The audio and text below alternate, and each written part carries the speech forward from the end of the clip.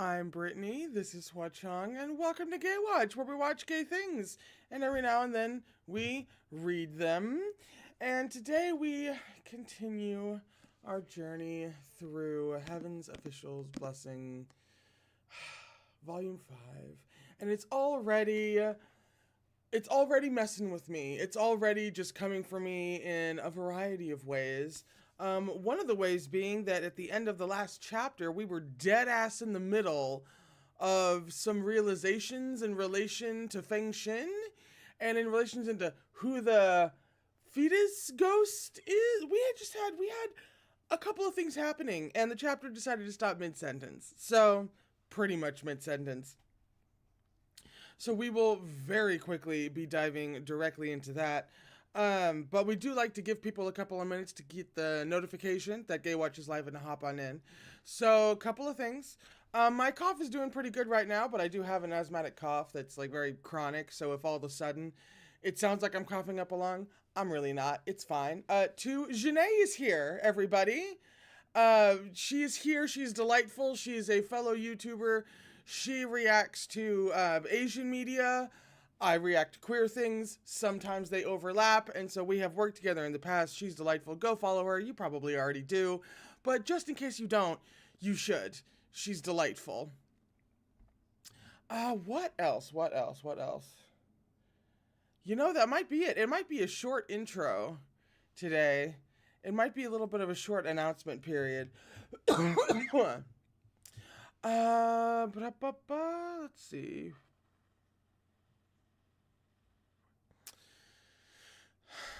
No, I think that's right. Waterdrop is watching this from a literal closet. I feel like that speaks to a lot of things going on.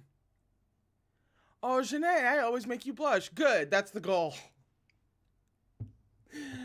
Whenever you show up, my goal is I have to shout her out to the point in which she blushes. And then, mission accomplished. I can continue. You deserve it, sweetie. It's fine. Janae's channel name is her name, Janae Henning. She's right above you in the chat there. I think she's in the middle of reading. Oh crap, I'm such a fake fan. I can't remember what you're in the middle of reading. She's there. She knows. She does live readings of manga. And Danmei, actually. Again, the overlap. We have a lovely Venn diagram going. So, I believe that is it, actually. We can just dive right in. We go for about 2 hours. 2 hours or 50 pages, whichever comes first. But the goal is about 50 pages. We are on page 67, chapter 76. Slightly ironic. It's called I Decide the Path I Walk, which I said at the end of the last stream when we got here that was kind of badass and like gave me some like good vibes. Now, I don't know. Now I'm sensing some MXTX baloney that might be going on with this title. But we get to find out today. I'm not anxious about it at all. I don't know why would I be? So,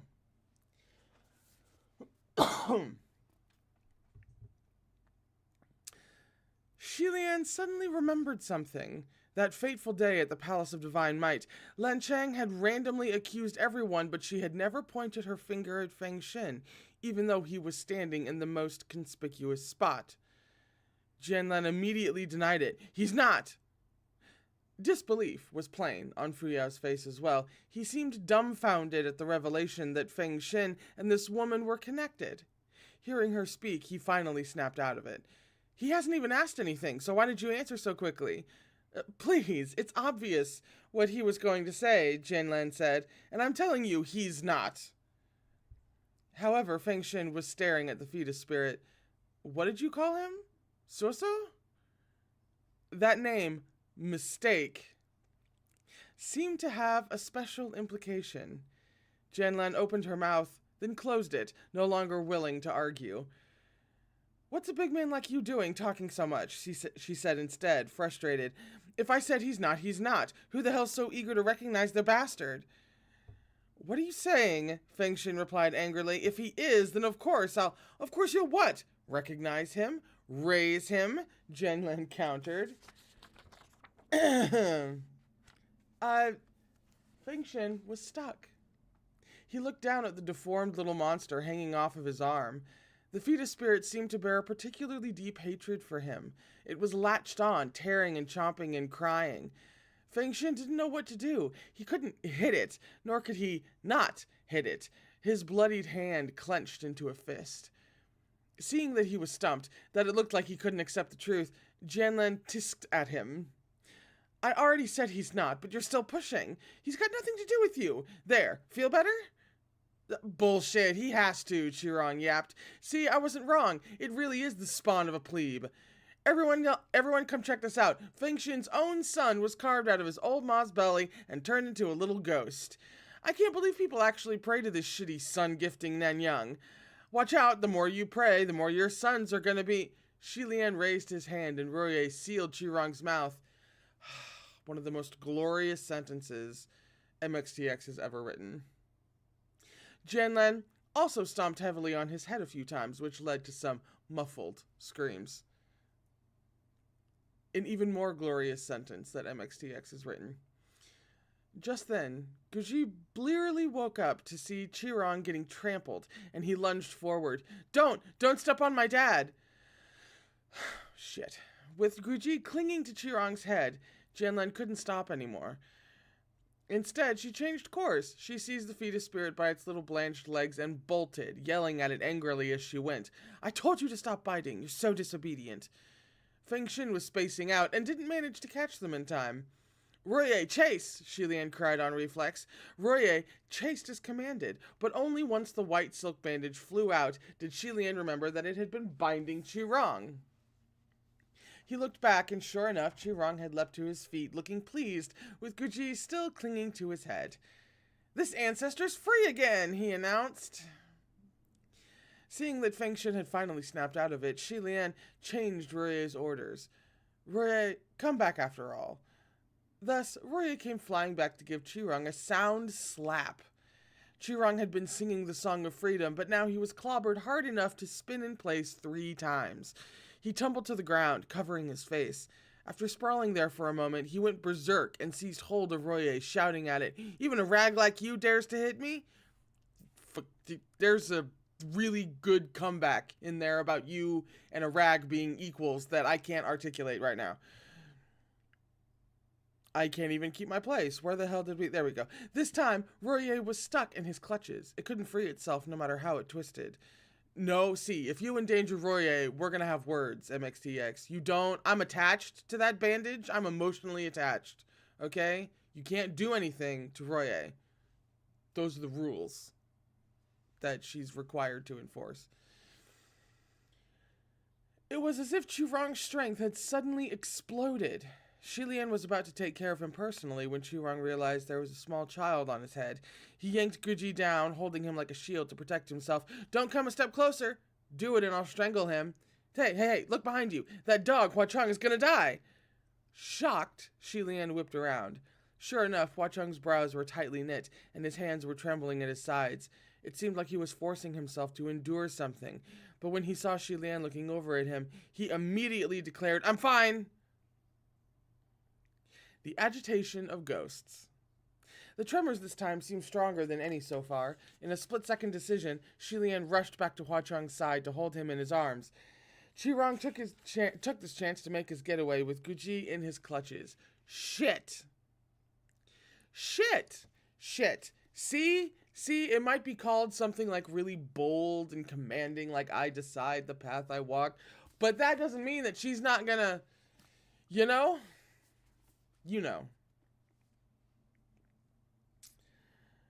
Jianlan also seemed to be suffering a throbbing headache, and she vainly covered her ears to muffle the tremor's calls. The fetus spirit bit and tore even more violently under this aggravation. Feng Xin had been bitten over a dozen times, and blood was pouring freely from the wounds, but he still didn't dare hit the creature. He instead reached out to tightly grab hold of Jianlan's arm. The fetus spirit, however, didn't hold back and swung its claws toward Feng Shen's face to give him a nasty scratch. Feng Shen grunted and covered the new wound. It wasn't clear if his eyes had been injured. Shilian was mortified and was about to send forth Roye, but Jianlan furiously stomped her feet. If you keep this up, I'm going to get angry. Get angry? Only after being scolded by its mother did the fetus spirit jump back into her arms, obediently curling up into a bundle. Jianlan gave Feng Shen a look and gritted her teeth. He has nothing to do with you. I'm warning you, leave us alone. And then, with one hand hugging her head and the other hugging her son, the mother fled with her child in tow. Fuyao cried, "Let me go!" Feng Shen knelt on the ground, covering half his face. Shilian crouched next to him with Huachang in his arms. Are you all right? Let me take a look at your injuries. Was your eye scratched? Blood dripped through the cracks of his fingers, and Feng Shen replied with his eyes closed, No, and don't ask me. Feng Shen, Len Chang, Miss Jianlan, what was she talking about? Shilian had only just started to ask when Feng Shen swung out his fist. With a loud crack, the tree beside them was punched in half. I told you not to ask me, he roared. That response sounded unexpectedly resentful as we get interrupted by a cat. Hello? Hi. Are you in the middle of looking for your perch? He likes to sit on my computer speaker's subwoofer. I really don't know why. Maybe because it lets him put his head in the trash can, sir. Just going to pull that out so that he doesn't create a disaster, even though he's really good at that. Are you fine? On your subwoofer. I know you're fine because you're not hollering for no reason. Yeah? Okay. Sometimes he hollers from under there for literally no reason. So, if we're interrupted, that's what's happening. He's just sitting on a subwoofer, being feline. Where on earth? We had just punched a tree in half. Come on. See? Sir, do I need to... If I need to put him up on my desk, I swear. Do I need to bring you up here? Do I need to bring you up here? Huh? Yeah? Oh, God, I need to bring him up here. Okay. Hang on. Live cat interruption incoming. You put that over here. Hi. Yeah. Hello. Hi. Oh, dear God. No, not up on the shoulder. There we go. Hello. Say hi to the people. You're very loud. So here, let me... Oh, God. Usually when I clear a space for him, I don't have a microphone in the way. So that gives me a lot more space to just, like, plop his ass down right in front of me, you know? Let me move things around a little bit. You know, that might actually be enough room. Let me see. Hi, yes. On to the desk. Uh-huh. You should have some room to lay down, especially if I move the mic over here. Over here. There we go. Yeah. This is what I have to do when he's feeling particularly clingy, but I have to work at my desk. Yeah. Lay down. That's right, just like a whale. There we go. No. Yeah. You're there. You're fine. Now I can pet you and read at the same time. Yeah? Of course, if he hollers again, you're really going to hear it. Where can I... Oh, I'll just put this back over here. All right. Hi. With that taken care of, let's see if we can get back to it. Aha. Yes. You couldn't help but be taken back.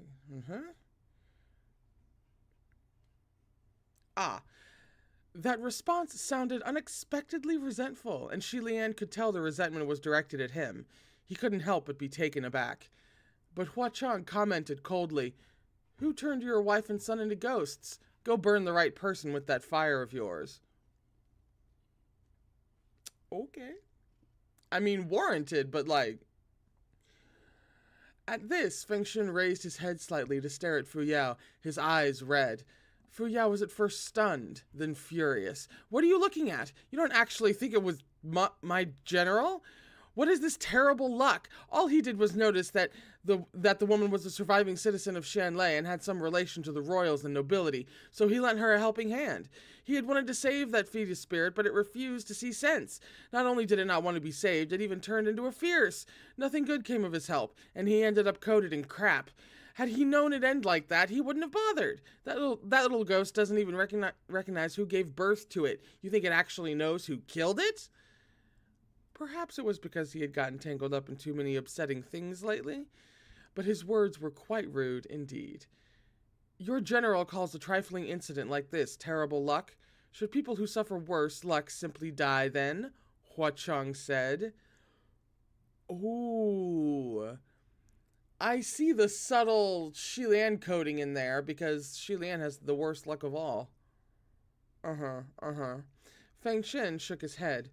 How did things end up this way? He murmured. How did it get like this? Why, don't you take care of your... Emphasis in syllable. Why don't you take care of your injuries first? Xilian tried. Did you bring any balms? Feng Shen glanced at him and said darkly, I'm fine, don't worry about me. He didn't bother tending to his wounds. With one hand covering his injuries, he stood up and stumbled away. Xilian, woo, do not chew on that, sir. That's for headphones. With one hand covering his injuries, he stood up and stumbled away. Xilian and Fu Yao called after him a few times to ask if he was going back to the upper court or planned on giving chase, but he didn't answer, and soon his silhouette disappeared. How to pet a cat and turn a page at the same time. Fu Yao struggled again. Your Highness, he cried angrily, if you won't give chase, will you at least let me do it? Xilian snapped out of it. After weighing the options, he agreed. All right. And then he actually let go. Fu Yao didn't seem to think he would actually comply, and he humphed as he worked out the kinks in his wrists. Why are you so willing to let me go now? Xilian rubbed his forehead. The situation in the upper court is probably even worse than I imagined. He sighed. Rather than advising your general to return, I now think he should continue to act on his own. He paused briefly, then added, What are you going to do now? I don't think the fetus spirit was throwing around that defamation as simply a means of escape. There might be someone directing it behind the scenes. Fu Yao dusted off his sleeves. Who cares? It's heading for Mount Tonglu, so I'll figure that out after capturing it. He rushed off. The inn, once lively with so many groups of people, was suddenly quiet and deserted. Xilian turned and went to check the collapsed cottage. He flipped and pulled aside the beams and straw to look around and made sure that those monks and cultivators really were only unconscious. Upon reassuring himself that they would probably come around soon, he left as well. He and Hua Chong traveled for a while, and once they had left the barren hills behind, they finally found a real inn and stopped to rest. The past few days felt like a flurry of chaos to Xilian. He sat on the windowsill, lost in thought. Royer curled around his arm, rubbing against him gently as if it were purring, and Xilian scratched it absent-mindedly. See, you can't harm anything that's cat-coded. Rules. Hua Chong came to the window to bathe under the same moonlight. He spoke his mind. It has nothing to do with you. Xilian was shaken out of his reverie. He soon understood what that meant, but he shook his head. I don't know if that's true. Feng Shen must have befriended Miss Jianlan after the fall of Shanlei and before his own ascension. That would have been during the years of my first banishment. But that doesn't mean you're at fault for how things turned out, Hua Chong said. After some thought, Xilian said, Sanlong, I've never talked about my first banishment, have I? No, Hua Chong said. I've never told anyone. I hope you don't mind if I make you listen to me babble. No! We're about to get a Xilian drop? On a chapter titled like this?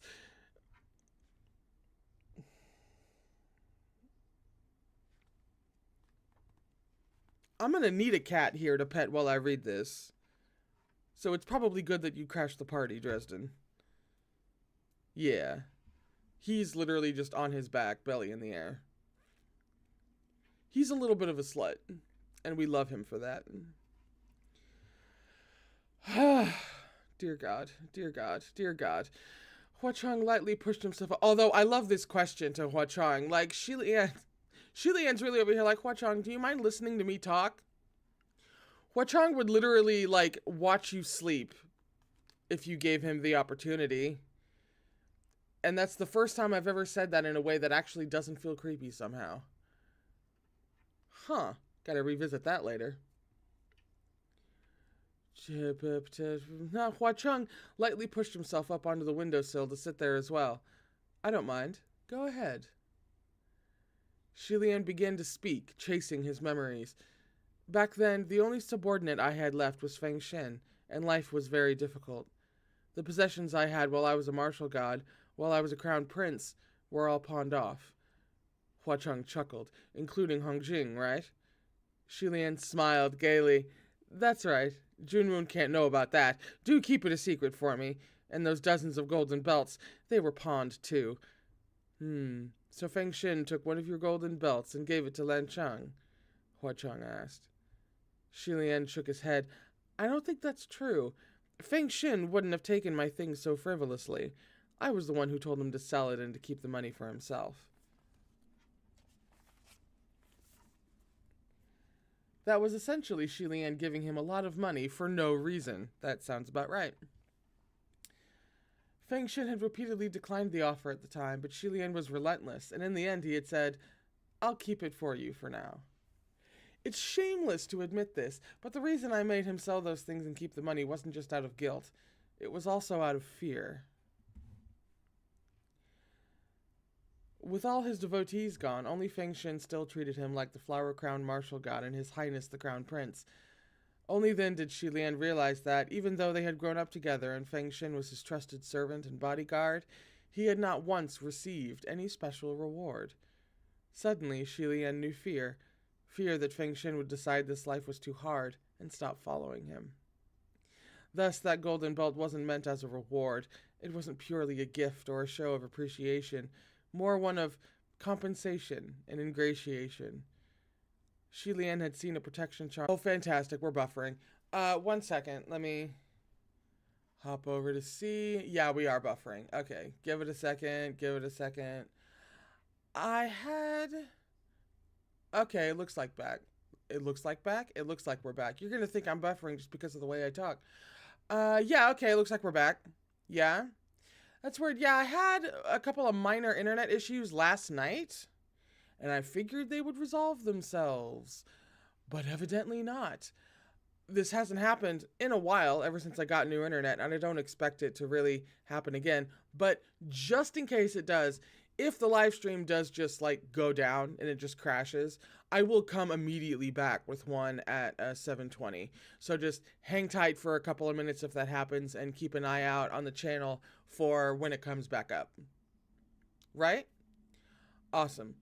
Thank you, Blue Turnips, for giving me the line that we buffered at. Hang on. Shilian had seen a protection charm. Blah, blah, blah. There we go. Oh, good. Yeah.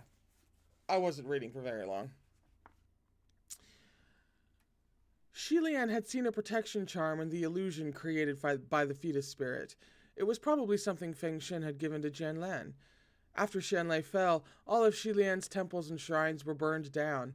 Not a single soul believed in the Crown Prince of Xianlei anymore, and his protection charms were seen as trash. However, Feng Shen was still determined and tirelessly handed them out, all the while telling Shilian, look, you still have devotees. But Shilian knew deep down that all those protection charms were most likely thrown away. Even after so many years, I never knew if Feng Shen fancied anyone. I never asked, and I never paid attention, Shilian said slowly.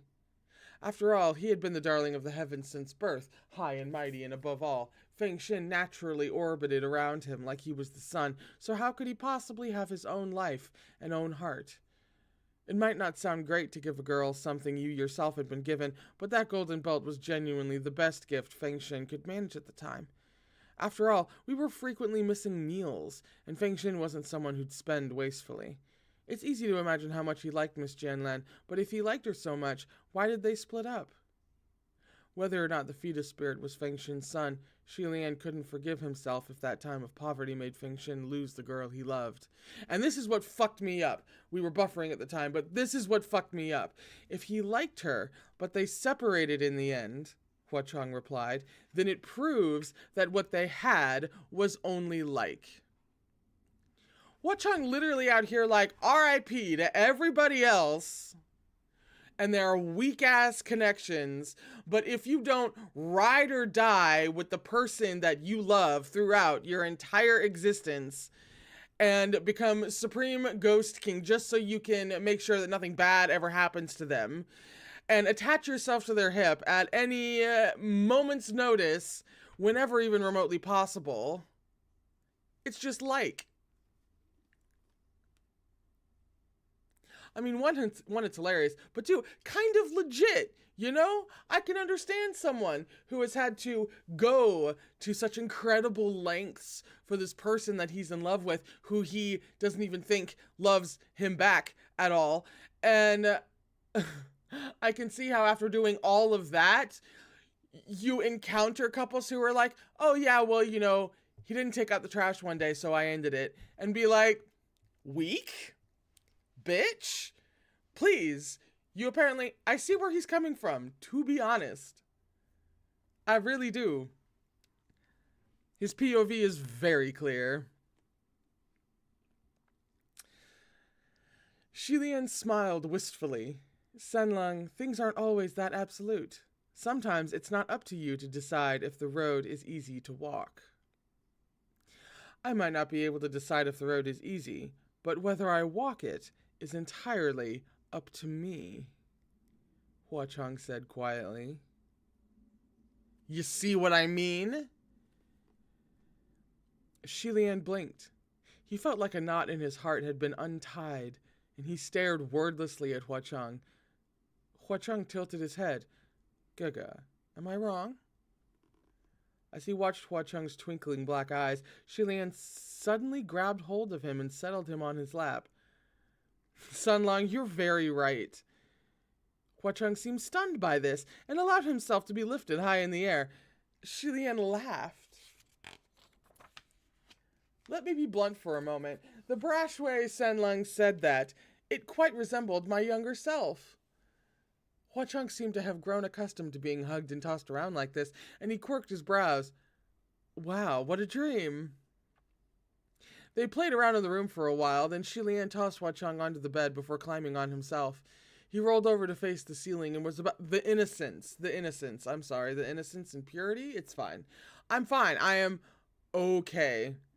The more I think about it, the more it's going to catch up to me. I'm fine. He rolled over to face the ceiling. Ooh, no, wait, did I go? Let me rewind. They played around in the room for a while, then Xilian tossed Hua Chong onto the bed before climbing on himself. He rolled over to face the ceiling and was about to speak when Hua Chong abruptly sat up. His pupils shrank and his eyes turned sharp as he looked across the room. Sensing something wrong, Xilian quickly sat up as well. He was awash in a cold sweat the moment he saw what it was. Another person had silently appeared in their room? Somehow neither of them had sensed a thing until now. Jesus, guys! If you're innocently playing about and with each other and that alone is enough to distract you from someone sneaking into the room, I would be very careful in the future if you guys are that distracted by each other, which surprises absolutely no one.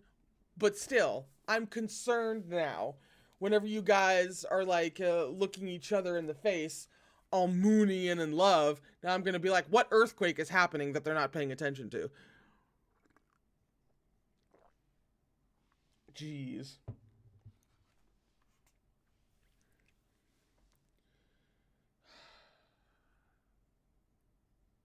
The person sat by the table, upon which there was a pot of tea brewed and ready, its fragrant scent permeating the air, and yet Xilian hadn't even noticed. The bitch made tea! And they hadn't noticed! They're so wrapped up in each other. I'm furious. I'm furious. He couldn't help but feel a chill run down his spine as he leveled Feng Shin in a defensive stance. Who's there? Do not be afraid, a man's voice replied evenly. Tea, Shanlei. That's very close to an angel's appearance. Be not afraid. That voice and figure were both suddenly very familiar. Even as his heart was still thumping, Shilian sighed a breath of relief. Some strands of hair had come loose during their play, and he brushed them back behind his ears. My lord. Before he fully exhaled, he yanked up the blanket to hide both Hua Chong and his own body. Why has my lord descended? Like, my lord? Like, who I think it is? Like Junwoo, my lord? The hand under the blanket grasped Hua Chong tightly, gesturing for him not to worry. Junwoo leisurely poured 3 cups of tea before he rose to his feet. Oh, shit. You did not return, so naturally I had to descend and see for myself what was keeping you. He folded his hands behind his back as he spoke, and slowly stepped out from the shadows to walk towards Shilian. Shilian's eyes traced up Junwoo's white robes to land on the sword in his hand. Startled, he swiftly jumped off the bed. My lord, I can explain. Unexpectedly, behind him, Hua Chong pulled off the blanket and sat up. He wore a smile as he sat cross-legged with his arms casually resting on his knees. I don't think that's necessary, Hua Chong said. Shilian stood between them. I think we can probably sit down first and talk. Look at this child, my lord. Doesn't he look like your son, correct? Junwoo finished the statement for him and smiled. Shilian laughed awkwardly for a bit. How did my lord know what I was going to say? Junwoo finally moved his gaze off of Hua Chong. He lightly patted Shilian's shoulder and, without another word, turned to sit at the table once more. Shilian understood this meant there would be no confrontation for the time being. He sighed an unconscious breath of relief. If Junwoo intended to kill, Shilian had personally witnessed just how terrifying he could be after he unsheathed his sword. Under no circumstances did Shilian want Hua Chong to face that head on. Hello, sir. Hi. You are completely occupying one of my hands. How am I supposed to? I don't think he cares very much. Ooh, we have art. Okay, hang on. Still, Hua Chong's expression remained unfriendly, and his eyes never left Junwoo. Junwoo pushed the teacups forward. Good sir, although this is not the first time we have met, it certainly is the first time we have been in such close proximity. Since it is a peaceful occasion, why not take tea for wine and let us smooth over this situation?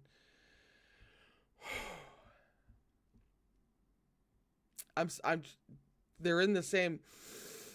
I'm okay.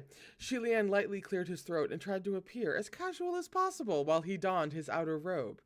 Slipping on his boots, he asked, My lord, how are things in the upper court? Junwoo didn't reply for a long moment. He set down his teacup and gazed out the window to watch the moon, then sighed. I do not wish to speak of it. All right, I won't ask, Shilian said. It would seem things were truly terrible. However, Junwoo turned to look back and said, straight-faced, I kid. Even if I do not wish to speak of it, I must. Xianlei, leave your little friend for now and follow me outside for a moment. Apparently there were things to discuss that shouldn't be overheard. Shilian was about to comply when Hua Chong made a leisurely comment from behind him.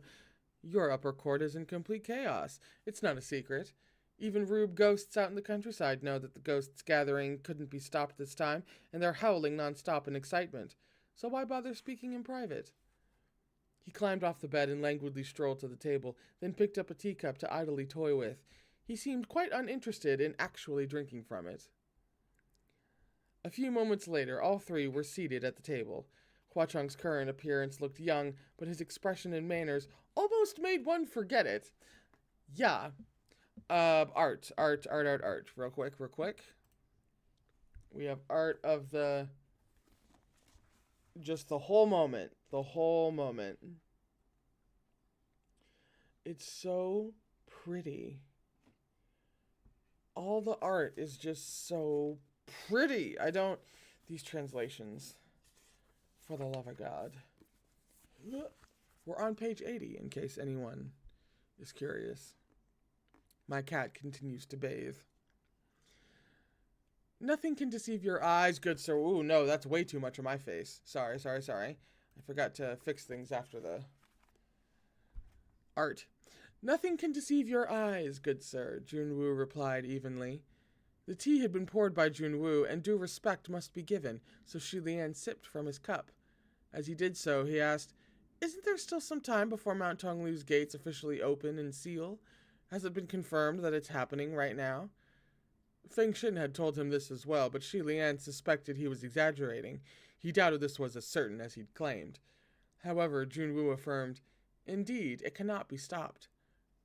"I suppose you had planned on doing what you've always done, deploy all the martial gods to blockade every road leading to Mount Tonglu and stop the ghosts en route," Huachang commented. "But then Mu Qing broke out of prison and went on the run. His whereabouts are unknown, and his absence leaves a gap in the southern defense." "Did Feng Shin return to the heavenly capital?" Shi Lian inquired. "How is he? Did he say anything?" "He returned, but not in good condition," Junwoo replied. Nanyang came back wounded and gave a rushed report of the situation, then pleaded for me to order all heavenly officials not to touch the female ghost Lan Chang and her son. He had wanted to descend again after reporting in, but his injuries were severe. He can barely move his right arm. I detained him to recover in the heavenly capital. However, that leaves the southern defense full of holes. If this were any other matter, for example, if they needed someone to go kill a monster or steal spiritual pills or something, Shi Lian would volunteer in an instant, but one couldn't lead troops by charging ahead alone. One man might break through an army of millions, but there was no way he could defend against that army. Shi Lian had long understood that leading people and armies wasn't his strength.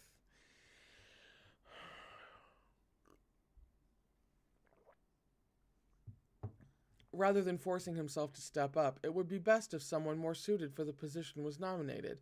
Thus, he wasn't quick to volunteer. Instead, he asked, "Is there no other martial god who can take up the task?" "Other martial gods have their own domains and assignments to handle, and can take on no more," Junwoo replied. Pei Shu from the palace of Mingguang might have once been available, but he has long since been exiled. As for Qi Ying, he is the same as you, a free spirit who prefers to charge around the world alone, doing as he wishes. His whereabouts are also currently unknown, and that child never answers spiritual communication. The head official of the Palace of Lingwen is also missing. There is a temporary chief, but while the other civil gods are certainly skilled in the arts, they are incapable when it comes to facilitating communication, making decisions, and coordinating management. These past few days, he made it sound like the upper court was about to fall apart. Shi Lian couldn't bear to hear it, and his sympathy only grew. "I remember my lord once said that there is another remedy to this, even if the gathering of ghosts can't be stopped. What can be done?" "Remedy?" Huachang echoed. "Probably a suicidal one, I bet." Junwoo gave him a look and sighed. "I also said that I did not want to take that step unless absolutely necessary." It clicked in Shi Lian's mind. Could it be correct? With things as they are, the only way to remedy the situation is to send a martial god to infiltrate the gathering of ghosts at Mount Tonglu, Junwoo slowly confirmed. And with the help of, I don't know, the Ghost King, he may actually pull it off. This is what we're doing. This is the next, arc? Gotta be. It's at the very least the next adventure. Right? Right? Oh, right? Oh, shit. Sorry. It's all hitting me at once. Oh, ooh, okay. Whoo. Whoo. All right. If the slaughter couldn't be stopped, then they had to ensure that it was thorough, that not a single ghost was left behind. This keeps getting better and better. Shi Lian crossed his arms into his sleeves and knitted his brows. I'm not too familiar with Mount Tonglu, and I don't really know how the rules work. How should this be done? Exterminate every last nefarious creature that reaches the mountain? But that was an inconceivable task. A god would have to conceal their identity to infiltrate Mount Tonglu, and they couldn't bring much help along. Maybe you only need one person, if it's the right person. You know what I mean? Otherwise, the ghosts would discover that there were heavenly officials in their midst, and would surely surround and annihilate them. Mount Tonglu was also a locus of great evil. A heavenly official's spiritual powers would be severely restricted while in its perimeter, leaving you helpless in the arms of the really, really hot guy who happens to run the show. I see you, MXDX. I see her so hard, I lose my own spot.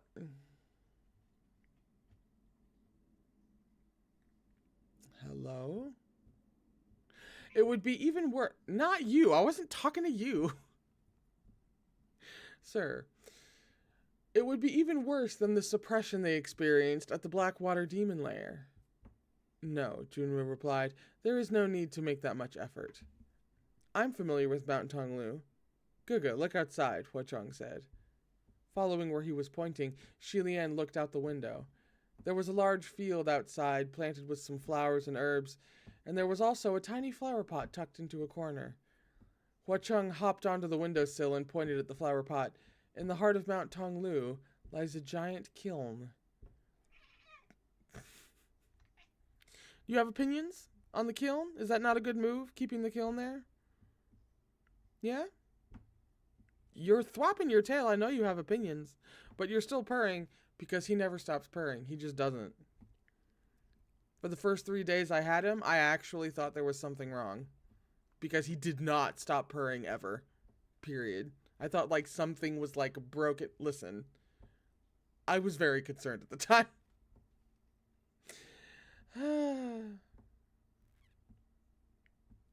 Oh wow, I really knocked myself out. Here we go. Right? Yes? Right. Just as the words left his lips, the little flower pot fell over and rolled to the center of the field, then righted itself. The once flat ground pulsed outward in waves from that flower pot heart, and the field was transformed into an expanse of rolling mounds of various sizes. Mount Tonglu, the central volcano, is fully encircled by mountains, Huachong continued. These are the Tonglu Mountains, an area as big as 7 cities. Shilian watched, amazed, and then leapt lightly out the window. As he stood in the field among the tiny hills, it made him feel like a giant looking down upon the vast earth. The slaughter begins at the outer edges of the mountain range, Huachong continued. The goal is to reach the center and enter the mountain's heart, that is, the kiln. With a casual wave of his hand, many small things on the ground started to move. Shilian crouched for a closer look and discovered that dozens of weeds and leaves were twisting through the hills, as if they were tiny people crossing a mountain range. Which is to say, the ghosts are stronger as one approaches the center. As they close in on the kiln, he remarked. Yes, Huachong said, because the weak weeds were already annihilated at the edges. With another light wave, a breeze brushed by. The weeds were completely cleared away. The empty little hills became desolate, appearing almost sad. However, the flower pot at the center suddenly emitted flashes of red light, looking very much the part of the tiny kiln, reddened by flame. As Shilian stared at it, he noticed a tiny red flower among the unremarkable weeds that had jumped onto the flower pot. They all spun around the edges of the pot like people dancing, and the little red flower danced the wildest. Huachong half crouched next to him. Okay. Only a handful of ghosts at most can enter the kiln's interior. Once they've done so, the kiln will close. Those little people danced and danced, then fell from the flower pot's rim one by one to be swiftly swallowed by the black soil. One ghost must break out of the kiln within 49 days of entering, Huachong continued. The flower pot shuddered violently, then a flash of blinding red light exploded from the pot with a bang, sending out a shockwave of dust. The little red flower leapt out of the mud, fresh from its earth-shattering rebirth. It raised its 2 tiny leaves skyward, as if shouting to the winds and announcing its might to the world. Shilian couldn't help but puff out a laugh at the sight. However, perhaps it had gotten overly excited. The little red flower slipped and nearly fell from its perch on the edge of the flower pot. Shilian hurriedly reached out and gently caught it, and he cradled it in his palms. The little red flower seemed dizzy from the fall. It shook its head, then raised its face to gaze at its rescuer. Jesus Christ! anything, anything Huachong coded, Shilian just has to, he just has to, oh god, they're so gross. They're so gross. Lord. Shilian brushed off some specks of dirt that had splattered onto his hair. So this little one, born from Mount Tonglu, is the next generation's Ghost King? Huachong nodded. Correct. The initial slaughter is a strengthening process. It cannot be skipped. If a ghost isn't strong enough and can't break out of the kiln after it enters, it will be suffocated inside and burned to ash. It will become nothing but fuel for a more qualified candidate. He rose to his feet and called to Junwoo, who was still sitting inside. Your plan is to cut down the mighty and leave the weeds. There are only so many with the potential to become a Ghost King. Once those candidates are annihilated, the remaining weak ones might get into the kiln, but they won't have the strength to leave. If they can't break out, they won't be recognized as Ghost Kings. Shilian nodded. Sounds doable, but will it work? Has it been attempted before? Junwoo approached the window. I do not know. And no, it has never been attempted before. In the past, the ghosts have always been stopped before they managed to assemble. Huachong crossed his arms. I'm afraid it's impossible. Fighting under these conditions is suicide in all but name. I suggest the one who came up with such a brilliant idea go do it himself. I intend to, Junwoo replied easily. Well, there goes my arc. Oh, no, not quite. Not quite. Shilian was taken aback. My lord? Shenlei, this is precisely why I descended, Junwoo said.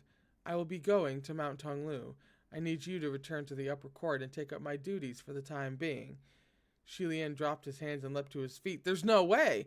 Temporarily take your place? Me? My lord, please don't joke. No one will listen to me. Junwoo grinned. Then this will be a very good chance for you to convince them to do so. Shilian rubbed his forehead. My lord, pardon me, but I really cannot agree with you this time. This is too absurd. To use a vulgar example from the mortal realm, an emperor can ride forth onto the battlefield, but have you ever heard of an emperor infiltrating and assassinating? The heavenly capital can soar so high in the heavens because you are there to hold it up. No other heavenly official can do that. It is through my lord's power alone. The sky will not fall if you are there to support it, but if you aren't there, it will. Oh, shit. Shenlei, the sky will not collapse for anyone in this world, Junwoo replied, folding his hands behind him. Once you become accustomed to the way the world works, you will understand that life goes on even without those lost along the road. There will always be new to replace the old. If a new Ghost King is born, and they are another Crimson Rain-sought flower, or ship-sinking Blackwater, there will not be an issue. Really? Hang on.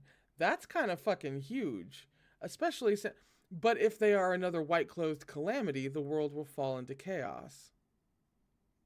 But Crimson Rain... Huachong is considered not an issue, even though he's supposed to be... This coming out of Junwoo's mouth, he's got enough nuance to... Sorry. A lot of thoughts all at once. And I have no hands, because one has a book and the other has a cat. So, I don't know how to... I can't speak without my hands. This is really weird. Okay. Yeah, I mean, he should be. Huachong should be considered, like, sure, he became a Ghost King, but he's not, you know, he's not that bad, right? He should be. It's just a delightful surprise that he's actually being considered as such. He looked Shilian in the eyes. You have witnessed for yourself how difficult it is to kill a supreme like him. If I do not go, there is no other way. Shilian knew that Junwoo wasn't being humble, managing to accurately identify and subdue the strongest among millions. Trying to turn a page with one hand. Thanks, Dresden. I'm literally holding his head. It's the only thing, like, keeping him still. Not like holding as in like holding as in like cradling. He's laid down, he's curled up, he's in like the fetus position, he's asleep. But if I move my hands, he'll be stalking all over the desk again. Oh my god, the art. 1 second. The strongest out of a million ghosts, while trapped in a weakened state and sealed off from any hope of outside aid, Shilian couldn't say with any certainty that he could manage to do it himself. Junwoo alone had a real chance at success, but he might be away for a decade. What about the outside world? What about the upper court? Just then, Hua Chung spoke up. Who says there's no other way?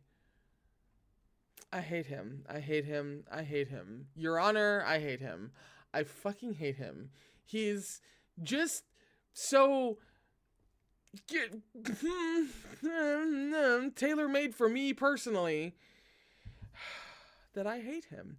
How am I gonna... Okay, we're going to chance moving the hand for just a second so that I can navigate and show you guys this art, because this art is so fucking cute. Hang on. Look at it. Look at it! With the flower! With the flower and little Hua Chung and Junwoo watching with the... It's so cute, though. Why'd they make it so cute? That's the end of the chapter, by the way. His dramatic ass just ends chapters like that.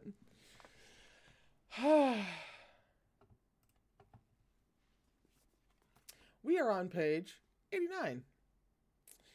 In chapter 77, which is called Gates Open to Mount Tonglu, The Mass Gathering of Ghosts. So we're really about to kick off the Super Bowl here, I feel. The Hunger Games are about to start. And if that's true, then somebody needs to get to Mount Tonglu. Like, real quick. Shilian and Hua Chung began their journey the next day.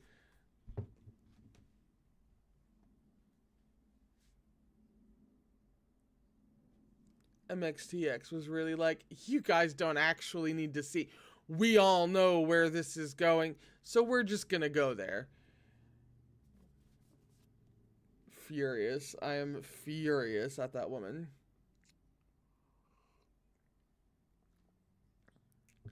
Shilian and Hua Chung began their journey the next day. Hua Chung held Shilian's hand as they walked. Gaga, next time you see Junwoo, don't talk to him.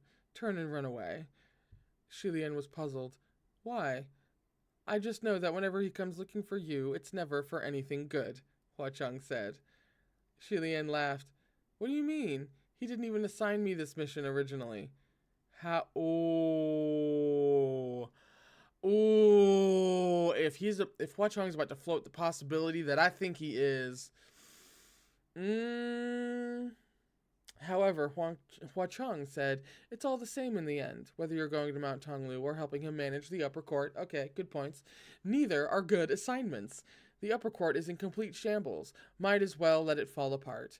What does he mean by dropping that mess in your lap? You're just choosing between suicide by saber or suicide by sword. Oh, shit. I thought that he had meant that there was a possibility that Junwoo, dropped by and said, this is what I'm doing and this is what I need you to do. But he knew that Shilian would not let him and take it over himself. So that was the way of getting Shilian to take the gig without, that's where I thought he was going. I mean, it could still turn out to be that way. If it was, though, I would be very, very angry. Shilian couldn't help but laugh, but once he finished, he said soberly, Still, I never expected you to volunteer to accompany me to Mount Tonglu. I've been thinking for a while, and I feel this should be said. Sanlung, please don't force yourself to do this. He suspected that Hua Chung had only volunteered to come because he knew what was going through Shilian's head. Specifically, that Shilian felt it'd be much more gratifying to fight to his heart's content, locked inside an oven, than to get stuck ineptly managing the upper court. But Hua Chung replied, Gaga, I've already repeatedly sworn that I'm not forcing myself. Do you not believe me? It's not that, of course, Shilian said. Hua Chung nodded. Then just relax, Gaga. I know my limits. You shouldn't feel like you owe me anything. Even just from my own perspective, I wouldn't mind stuffing the new Ghost King back in before it's born.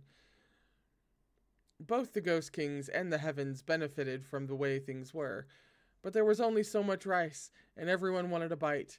There already wasn't enough to go around, which caused friction at times. Story of the world, existence, everything. Civilization. And if this new addition had an extreme personality, they'd all be left with nothing to eat if and when they went mad. Junwoo had heard out Hua Chang's suggestion and considered it seriously. Shilian taking up the mission alone wouldn't go as well as Junwoo handling it in person, but if Shilian was accompanied by a Ghost King who had once journeyed to Mount Tonglu, well, it would certainly tilt the odds in their favor. Of course, Hua Chang wouldn't agree to help for free, and Junwoo agreed to these terms for his assistance. All of heaven must give Ghost City a wide berth until the time of Mount Tonglu's next opening. And additionally, the Heavenly Court must publicize Crimson Rain-sought flowers, heroic deeds, and sing songs of praise for an entire year. Shilian tried to imagine how those songs would go. They would probably be something along the lines of, "Foolish heavenly officials, do you know who saved you?" This would practically be torture for the heavenly officials, who were already wary of Hua Chang and had complicated feelings about him. He was all but stepping directly on their faces. Hua Chang smiled. "This journey will be much easier for you, with me around." Pulling himself back to the present, Shilian replied, "I still think we should set out after your period of aggravation is over, after you've returned to your normal self." "You don't need to worry about that either. It'll be over soon," Hua Chang assured. Shilian was taken aback. "Huh? What is it? Gaga, what's with that face?" Hua Chang questioned. "Does that mean San Lang's gonna grow up?" Shilian said, dejection clear in his tone. Hua Chang clasped his hands behind him. "Yes, I've endured this for too long. I can't wait any longer." Just as he finished talking, Shilian slipped his hands under Hua Chang's arms and lifted him. He raised him high in the air and laughed. "It'll be such a shame. I won't be able to pick you up like this once you're grown again. I'd better hug you as much as I can right now." It's just like we're halfway through. They have so much. There's just so much. There are so many different aspects to them and facets of their relationship, and I love that one of them is just literally just pure as the driven fucking snow. That's bonkers. And if I dwell on that too long, I might get emotional. So anyway, the teleportation array couldn't be used for the journey to Mount Tonglu, so they had to walk. Over a dozen days later, they finally left towns and signs of life behind them and entered a mountainous area covered with endless lush green forest. As they walked deeper and deeper into the woods, they encountered more and more nefarious creatures. Their shapes and forms were bizarre, and the size of each swarm only grew larger. The path became more crowded as its pedestrians furtively hurried along. Shilian walked hand in hand with Hua Chang. "So many have come," he whispered. "This gathering is certainly bigger than before. It's because the heavens didn't put up a blockade. So many who weren't planning on coming wound up doing so." Hua Chang said. It wasn't just solo combatants. Many had come in groups. After a while, Shilian and Hua Chang ran into a large group of ragged, disheveled-looking ghosts. They chanted as they marched with savage expressions on their faces. "The universe is a crucible, and living creatures are the copper." Wow. "Infinite adversities abide within the abyss of suffering." And they just repeat that. Those two, in particular. They didn't seem afraid. In fact, they sounded eager. Hua Chang's expression grew frigid as he and Shilian listened to their chants. They don't even understand what they're saying, but they certainly say it louder than anybody else. That reminds me of a few groups today. Most of these nefarious creatures had never experienced this trial and didn't understand its cruelty. They thought becoming a supreme would be easy for them. They were filled with heroic aspirations, which brought understandable displeasure to anyone who did know what it was like. Can they enter as a team? Shilian asked. Those teams are typically made up of individuals who already know each other. They plan to overcome the mountain together and swear beforehand to show each other mercy, but none of those promises will be kept. Yeah, it's like alliances in what? Survivor? Big Brother. Both? I'm only vaguely familiar with reality television, but that's similar, given similar vibes.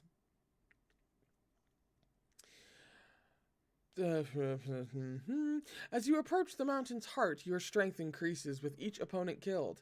Anyone spared leaves you with less chance to survive the kiln, and the easiest targets are often the ones who trust you and are closest to you. His brows knitted slightly, and he covered his right eye. It seemed there was another headache coming on. Concerned, Shilian quickly grasped him around the shoulders and pulled them both into the woods next to the road, then crouched low to better observe his condition. Senlong, we're about to reach the mountains. Are you really sure you're all right? Easing his brow, Huacheng replied, Don't worry, Gaga. Everything's fine. I'll be better soon. But how could Shilian stop worrying just because Huacheng said to? Gaga, come closer, Huacheng added. I have something to tell you. Shilian didn't know what he was planning, and he drew closer. Huacheng cupped Shilian's face in his hands and lightly touched his forehead with his own. Shilian blinked, stunned. He waited until Huacheng released him before asking for an explanation. Senlong, what are you? Huacheng smiled. Done. There are only ghosts here, and Gaga is a heavenly official. His scent will be very conspicuous. This will help cover it a little.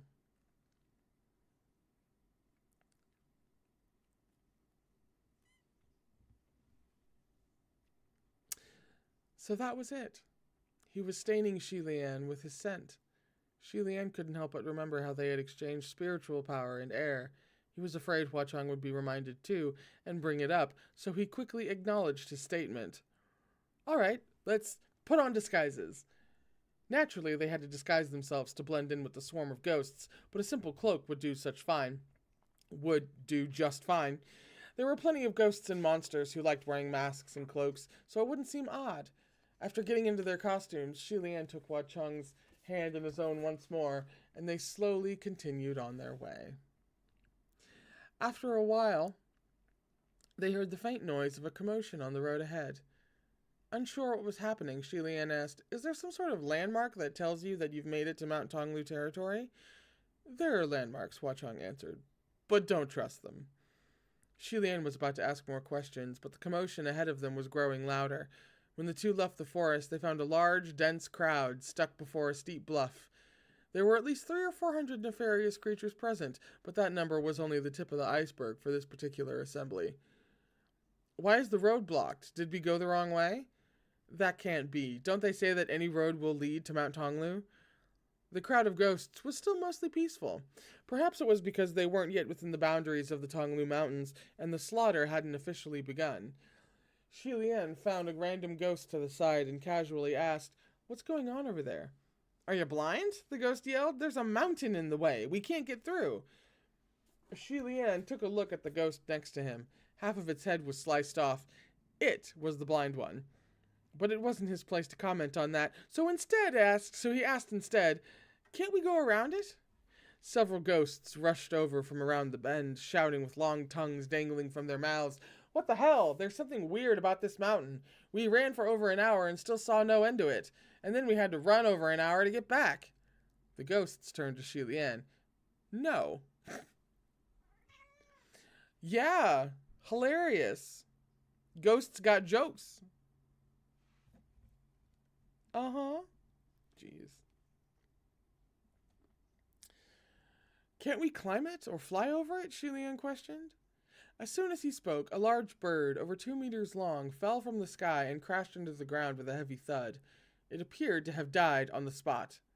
Dead, a ghost cried out. That bird spirit died from exhaustion. All that effort and it still couldn't fly over. The ghosts turned to Shilian again. Nope. Shi Lian tried once more. Then can't we? This whole thing would be so funny animated. This would be so hilarious in the Donghua. I can see it. Ugh. But before he could finish asking his question, the ghosts all shushed him like they wished desperately to seal his mouth shut. Stop asking, you jinx! All right, Shi Lian complied. Hundreds of nefarious creatures were blocked by this unpassable, unscalable, uncrossable mountain bluff. Their voices buzzed in an endless cacophony. I get it, one exclaimed. It's not a typical mountain, it's a barrier. Everyone, another announced. The outskirts of Mount Tonglu must be right beyond this mountain. This one is probably a trial, which we must pass before reaching the other mountain.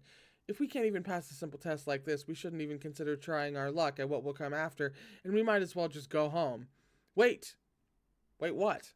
A puzzled voice spoke up. Why do I smell something funny? What smell? You sure it's not that human meat you got with you? Maybe it went foul. No, it's not the smell of dead flesh. It's the smell of living humans, that voice said. No, that's not right either. It's almost like the smell of a heavenly official. The moment those words were spoken, noises of alarm rippled outward. The crowd of ghosts cried out, What? You're shitting me. Why would there be a heavenly official here? Wait, I smell it too? How come I don't smell anything? Now that y'all are talking about it, I think I smell it too. Did a heavenly official sneak in? That's impossible. What heavenly official has the nerve to come to a place like this? Well, you see. Once upon a time, there was a crown prince of Shanlei. Spurred on by the calling voices, uproar flared in every direction. Shi Lian felt some trepidation, but his face didn't give anything away. Hua Chong had helped him cover his scent earlier, so how was there still a smell? No one should have noticed him mixing in. Hua Chong held his hand and whispered, Gaga, be careful. Something is deliberately muddying the waters to create chaos. Huh. It's also possible that some other heavenly officials really have snuck in, Shi Lian said. That's a good point. The ghost who first mentioned the smell of humans jumped onto a boulder to give a speech. Everyone! Maybe those godforsaken heavenly officials in the heavenly realm saw that they couldn't stop us on the road, so they sent people to Mount Tonglu to ruin our celebration. To help uncover who has a spiritual aura, I suggest that everyone remove any masks, cloaks, or heavy layers for the time being. Everyone, announce your titles one by one. Don't give them the chance to infiltrate the gathering and lurk among us. It really is. This is a round of Among Us crap.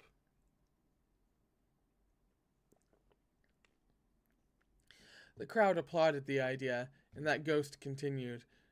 I'll go first. You may call me Demon of the Swift Life-Extinguishing Blade. Referring specifically, of course, to the blade an executioner used for beheading. He only ever used this one blade to chop off heads.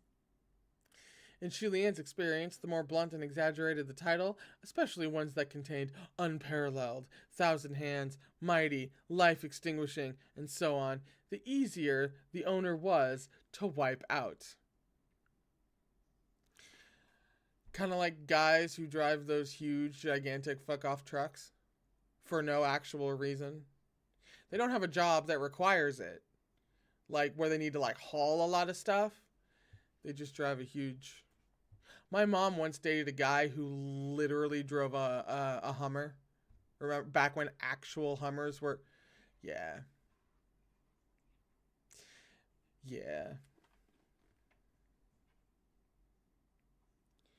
Where on earth? There we are. Hundreds of titles were being noisily thrown out, and Shi Lian shook his head as he listened. Suddenly, a nearby ghost elbowed him. Hey, why haven't you stripped off your cloak yet? What are you? The ghost didn't mean the latter question disrespectfully. If Shi Lian wasn't human, then he could only correctly be called a what? As for the ghost's former question, there were plenty of ghosts that hadn't removed their cloaks and masks. There was even one not far from Shi Lian, watching them with his arms crossed. However, Shi Lian was the one who had been called out first. Seeing that all eyes were on him, he accepted his own bad luck and took off his cloak. I'm a puppet master, he said temperately. The ghosts surrounded him. I see. No wonder you look so human. This is my first time seeing a puppet master. Shi Lian smiled without responding. puppet masters were nefarious beings with very weak evil chi. They would experiment with different kinds of materials in order to create the perfect puppet, so it wasn't strange for them to be stained with different scents.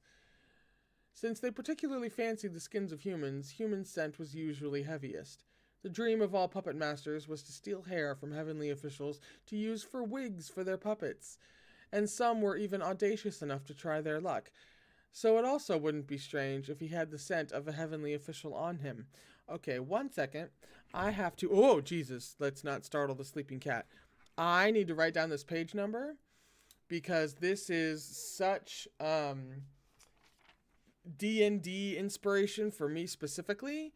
I'm a DM. I run a game for... Well, I run a private game with the wife, but I also run a game for a small group of friends of mine that also includes the wife. And one of them is a 10-year-old boy who invented his own class, and he literally called it Puppet Master, right?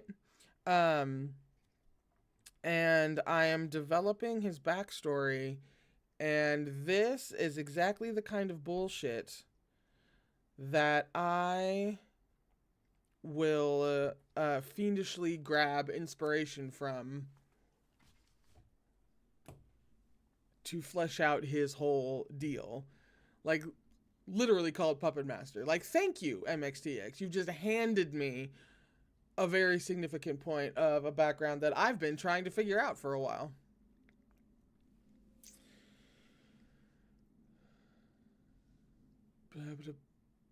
Bah. Then where's your puppet? A ghost asked. Shilian scanned the crowd, then bent and lifted Huacheng. The ghosts were in awe.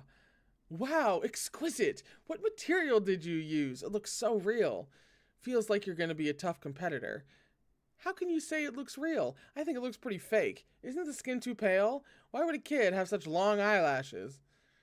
Huacheng had his arms crossed and his face was expressionless, but there were still many lady ghosts whose unmoving hearts were struck by his looks. I'm dying! What a handsome puppet! Master, do you take commissions? Can I order one that looks exactly the same? We can talk about pricing. Some even reached out to try to pet him, unable to resist. Shilian immediately pulled him back into his arms. The ghosts were visibly miffed. So stingy, treasuring him so highly that you won't even let us touch. Shilian held Huacheng even tighter, and his hands smoothed his hair. Of course, this is my puppet. Besides, he's got quite the temper. No one but me can touch him, otherwise he gets very angry. Where's the lie? I'm sorry. Where's the ruse here? I don't.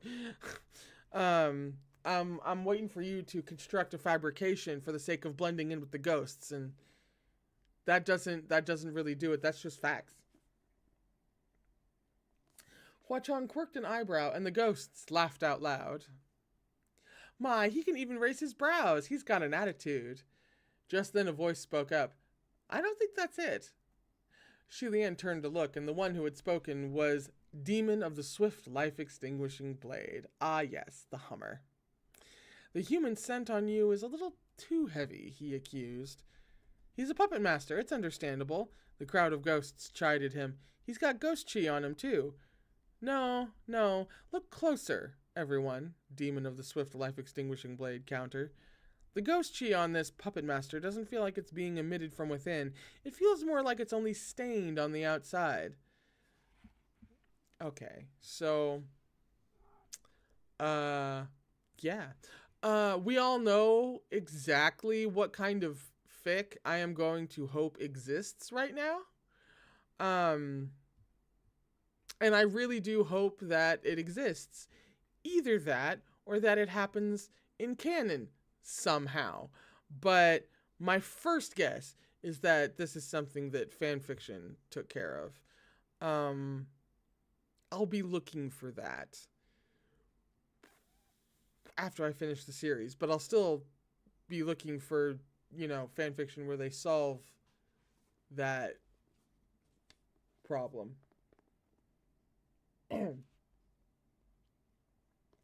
His surface coat of ghost chi should have been enough in most circumstances, but even the tiniest details would be brought under scrutiny once he became the focus of a whole crowd of ghosts. Much like Heaven's Eye, Demon of the Swift Life-Extinguishing Blade didn't look like he was very smart at first, and Shilian had taken him for an insignificant minor character. Who knew he wasn't so easy to deceive? You seem like you're well versed on this topic, so is there anything concrete to what you're saying? A ghost piped up. How do we tell? You got any ideas? Yes, Demon of the Swift Life-Extinguishing Blades replied. There is a tool that can determine what he is. He pulled an item from his sleeve, and the crowd of ghosts instantly backed away the moment they saw it. The fuck? You have a talisman on you? You're sure you're not the heavenly official mixed in here? No, I killed some cultivators on the way here and took their belongings, that's all. Demon of the Swift Life-Extinguishing Blade earnestly explained. These are just typical talismans for dealing with little ghosts and irrelevant minions. Since you all made it here, I'm sure these won't harm you. Watch! He slapped a talisman on his own forehead. The talisman burnt up into nothing but a wisp of black smoke, leaving a black bird mark on his forehead. Even though this talisman can't harm me, it can still leave a mark on my face, Demon of the Swift Life-Extinguishing Blade said. So this proves my identity, right? Does it, though? I'm suspicious.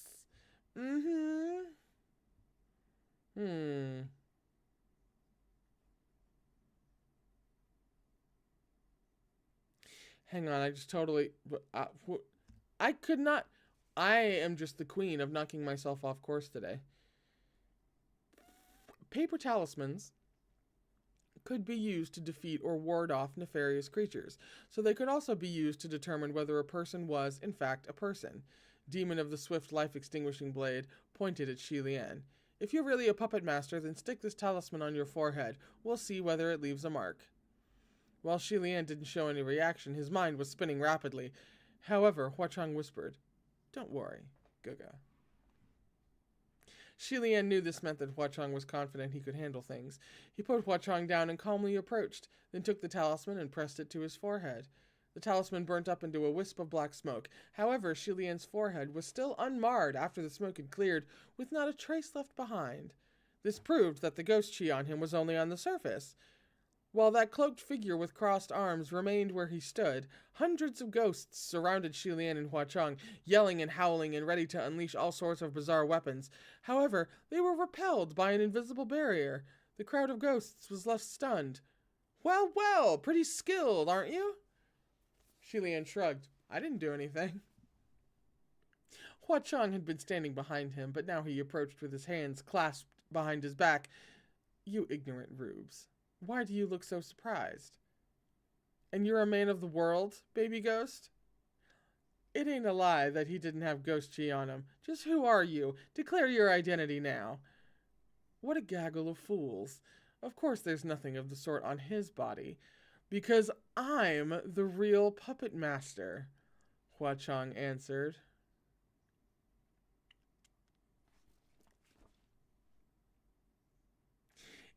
It's his clever bullshit, you know? Little...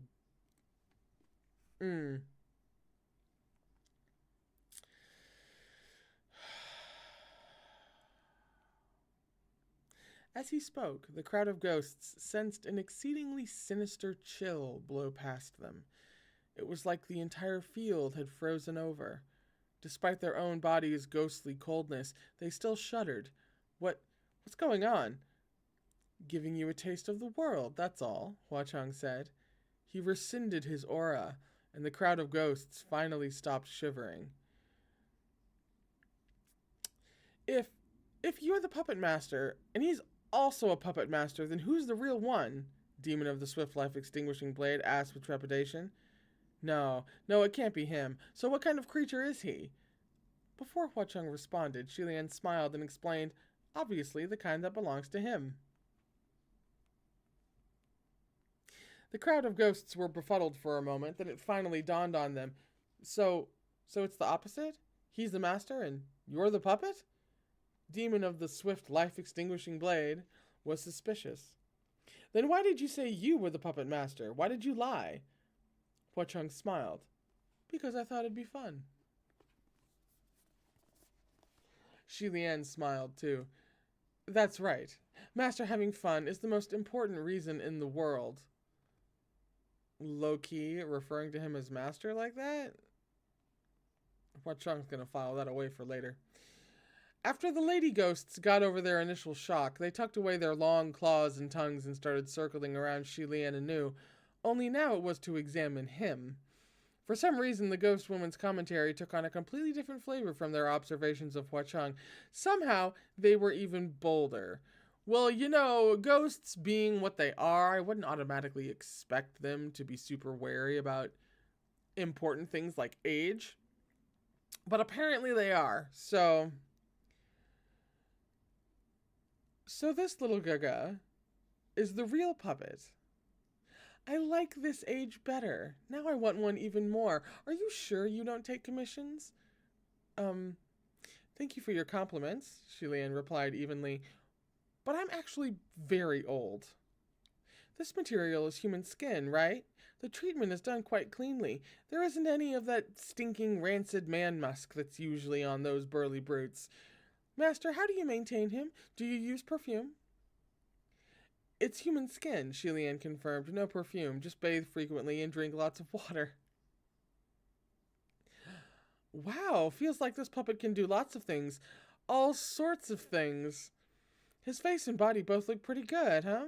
The feel of his skin is nice too, but he's a little skinny. I wonder if there'll be any meat on there after stripping off his clothes. Shi Lian had maintained a polite and humble smile to this point, but his brows twitched when he saw that some of the lady ghosts were actually coming over to feel his chest, their eyes glinting. Hua Chang pressed two of his fingers together and lightly swung them upward. The circle of both youthful and wizened hands that had been closing in was flung back.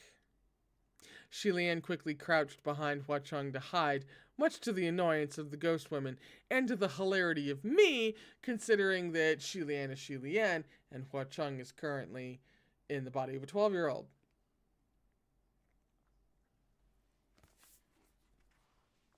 What? Wait, that was the right...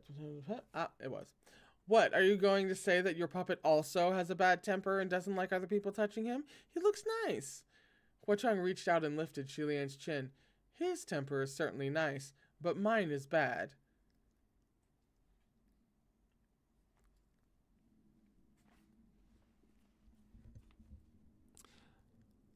No one but me can touch the things I love.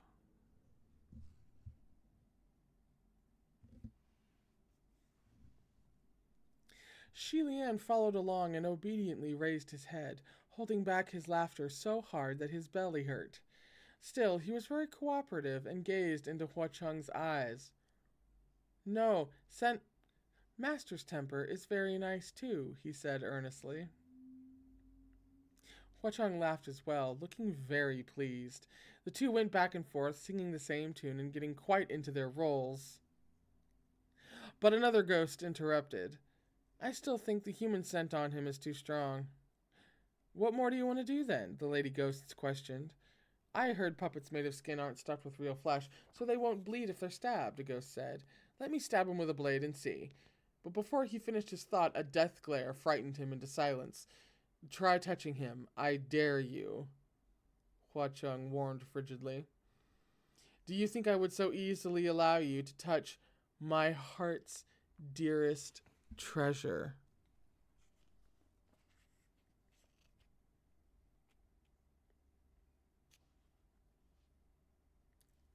My level of just satisfaction right now. Earlier, the crowd of ghosts had been pushed back by the power of his aura alone. They were even more scared to make any rash moves now that he was making direct verbal threats. Without realizing it, they had backed away and vacated a large area around them. Demon of the Swift Life-Extinguishing Blade had started this, but he was actually the first to try to smooth things over when he saw they were going downhill. Please don't be angry, Puppet Master. We haven't even entered the boundaries of Mount Tonglu. Hello? There's art. We will get to it in a second. Hang on, I'm sorry. What sentence was I even reading? We haven't even entered the boundaries of Mount Tonglu. We can talk more once we're inside. Let's not start squabbling among ourselves now. Hua Cheng's gaze swung to the side. Rather than harassing my puppet, why not ask instead why that one still won't remove their cloak? Ooh, diversion. A+ maneuver. Exactly right. But also, this art, you guys. This art. Hang on. This art. What is this? What is this? What Black Butler bullshit is this? Frankly. Like, honestly. What is that?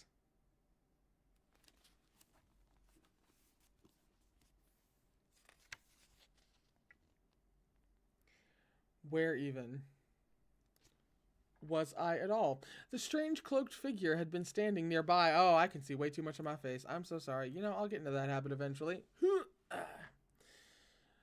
The strange cloaked figure had been standing nearby this entire time, and still hadn't removed his cloak even after the ruckus started. He had been watching with his arms crossed like he was enjoying the show, acting like he wasn't associated with the hubbub at all. Now that Hua Cheng had pointed him out, he couldn't spectate the drama anymore. He had become its star. Demon of the swift life-extinguishing blade took a step forward. Friend, won't you also remove your cloak and let us see? The cloaked figure remained still for a long time. Just when Shilian was starting to suspect he was preparing to kick up dirt and run away, the cloaked figure extended a hand and pulled off his cloak in one clean motion. Under the cloak was a man. He was somewhat handsome, but overall ordinary and rather forgettable. If spotted in a crowd, a person like that wouldn't be an eyesore, but they'd be easily forgotten. Their appearance would slip from one's mind the moment they weren't in view. While it seemed to disappoint the ghosts who saw this reveal, Shilian grew wary. Me fucking too. Obviously a fake face, Hua Cheng said so that only Shilian could hear. He nodded in agreement. When heavenly officials or ghosts of renown had business to do in the mortal realm, they'd sometimes create a fake face to avoid being inconvenienced by their real form. The most important element of this transformation was looking ordinary. It didn't matter whether it came out attractive, as long as it was plain enough to ensure that onlookers would forget the face the moment they turned away, that it would disappear from their mind no matter how long they stared. The transformation was a success. The cloaked figure's face perfectly matched the key component of such a transformation, which meant it was probably not his real appearance. His identity remained unknown. I gotta know now. Demon of the swift, life-extinguishing blade handed him a talisman. The cloaked figure took it and stuck it on his forehead without hesitation. Smoke, and then a mark. It seemed he was also a ghost, not a human. After all this ruckus, the crowd was growing agitated. So is there actually a heavenly official among us or not? Who brought this up in the first place? You better not be wrong. Demon of the swift, life-extinguishing blade raised his hand in appeasement. I was the first to notice, but it's true. I definitely smelled a heavenly official. Ah! He screamed and toppled over mid-sentence. Startled, Shilian rushed forward and found that he had been pierced through the abdomen, leaving a fresh, bloody hole. There was a faint but unmistakable residue on the wound. It was the kind of holy light that could only come from a heavenly official. Oh my God, the drama! The crowd of ghosts was shocked. Look at his wound, one yelled. There really is a heavenly official among us. Demon of the swift life-extinguishing blade covered the bloody hole with one hand and cried in terror, Everyone watch out! They want to obliterate us! The crowd of ghosts lost their minds in terror. In an uproar, they all raised their weapons, ready to face enemies from any direction, yelling, Who is it? Who wants to wipe us out? Where are you hiding? It's just as I thought. The ones who give themselves such ridiculous titles are always the first to go down. That was what flashed through Shilian's mind when Demon of the swift life-extinguishing blade fell. Once the initial shock wore off, Shilian shouted, Everyone saw just now, right? You were watching my master and me the entire time. We didn't do anything. As he spoke, he shot a look at the cloaked figure. The cloaked figure also raised a hand, and his voice was low and quiet. Same. Shilian bent down to check Demon of the swift life-extinguishing blade's injury. It's a sword wound, he stated. Whoever's using a sword right now is... When he turned his head, he was struck speechless. It looked like the sword wasn't just the most popular weapon in the mortal and heavenly realms, but in the ghost realm as well. Of the 400 some ghosts present, at least 300 wielded swords. They had innumerable suspects. Hualian cleared his throat. If only there were more talismans we could use, like the ones earlier. Then we wouldn't have to worry about who's who. This was just an offhand comment. Of course, he was trying to make himself sound helpful. If some of his heavenly colleagues really were infiltrating this crowd, he certainly didn't want to help identify them. Luckily, there was no way this demon of the swift blade individual had that many talismans at the ready. Yet unexpectedly, as soon as Hualian made his comment, demon of the swift life-extinguishing blade actually did produce several thick stacks of talismans. Oh, I do have more. This is just at the gate, mind you. This is at the border. This is like drama and intrigue going down in the crowd at the reaping in the Hunger Games, right? We're not even in the fucking... Hualian couldn't help but want to take a look behind the creature's back. Where exactly did you pull those from? That's not important, Demon of the Swift Life-Extinguishing Blade said. No, it's very important, Hualian said. One normally doesn't carry such heavy burdens on the road. Those stacks are heavy enough to be hurled like bricks to kill people. How many cultivators did you kill? Demon of the Swift Life-Extinguishing Blade glared at him. Maybe 20 or so. No wonder. If every cultivator carried a few dozen talismans with them, then altogether he'd gathered at least a few hundred. The crowd of ghosts were anxious to find out who among them were heavenly officials, so without much ado, they devised a hasty plan. They formed into groups of two, then each stuck a talisman on their partner's forehead and observed whether the other had a burn mark.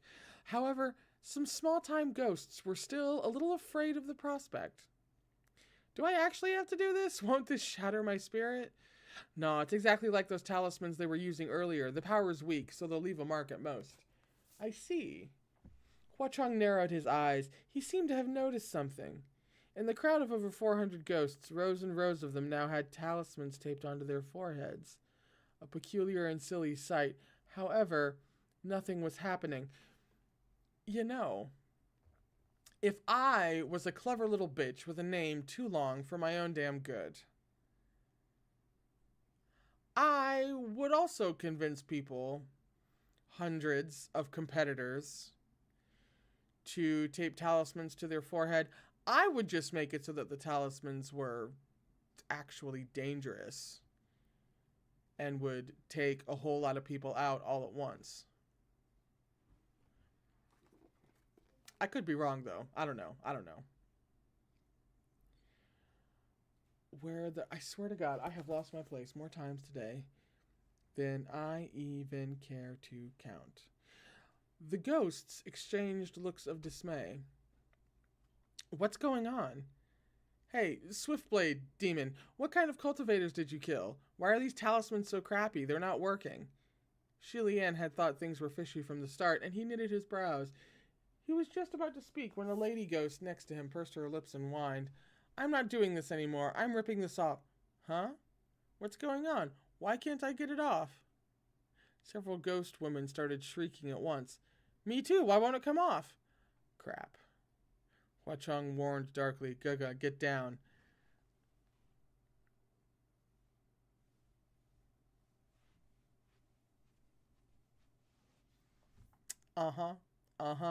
Hualian immediately followed his instruction, and Huacheng covered his ears for him.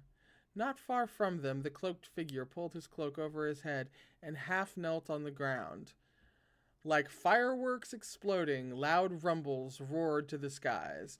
Okay, so it was cloaked dude, and not, although he had to have been in on it anyway. Ultimately, I was totally right. I only guessed it like half a page before it happened, but still. Hualian could feel waves of violent tremors rippling from all directions. This is going to be a gross scene. A peculiar, hard-to-describe stench permeated the air. All the talismans had exploded.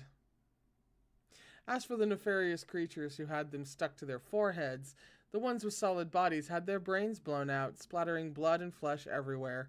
The hollow-bodied ones were blown out of existence entirely, dispersed like black smoke. The mountain bluffs now overlooked a field of howling, wailing survivors. Hua Cheng uncovered Shi Lian's ears, looking unaffected by the chaos, but Shi Lian felt slightly alarmed as he rose to his feet. He had inspected those talismans one by one earlier. They were entirely normal exorcism charms. How could they have such a shocking effect? A shredded piece of paper came fluttering down from the smoke-choked sky. Shi Lian seized it with a swift hand to take a look and instantly figured it out. How cunning. It was a shredded corner from one of the talismans. He might not have noticed it if it hadn't been torn, but it had 2 layers. On top was a sheet of paper with the most ordinary of spells written on it, but beneath that was an extremely thin sheet of charm paper. It had been burnt to the point where the spell was no longer recognizable, but it must have been a most vicious and aggressive one indeed. Amidst the billowing, obscuring clouds of dust, many of the remaining ghosts were wailing, like someone had used this as a chance to ambush them. Shi Lian dropped low to the ground as he heard the ghosts shouting, "Wait, the slaughter hasn't started. Why is everyone making their move now? Yeah, didn't we agree that since we're all ghosts, we'd find a way to peacefully cross this mountain?" A voice laughed savagely. "Idiots like you deserve to be annihilated in the first round. There's never been any rule about when the slaughter begins. We're all opponents, so obviously the faster you're dealt with, the better. Think I'm going to warn you before I make my move? Wait, I'm quitting. We're not in the Tonglu Mountains yet. Can't I back out?" "Where do you think you are? Somewhere you can just enter and leave as you please? Not in the Tonglu Mountains yet, you say? Take a good look around." The clouds of smoke and dust began to clear, and once the ghosts could see, they were all mortified. How did this happen? It wasn't just them. Even Shi Lian was a little stunned by the sight before him. When they first arrived, there had been a tall mountain bluff blocking the road ahead, and it could not be bypassed. But now, somehow, the mountain had disappeared. No, it didn't disappear. It migrated behind them. It seemed they had crossed the boundary of Mount Tonglu without realizing it.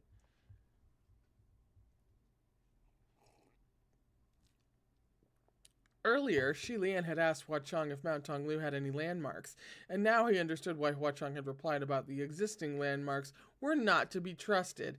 It was because those landmarks could move around on their own like mischievous children playing pranks. What the fuck? "I gotta see just what this puppet is made of," a voice suddenly said from behind Shi Lian in a sneering tone.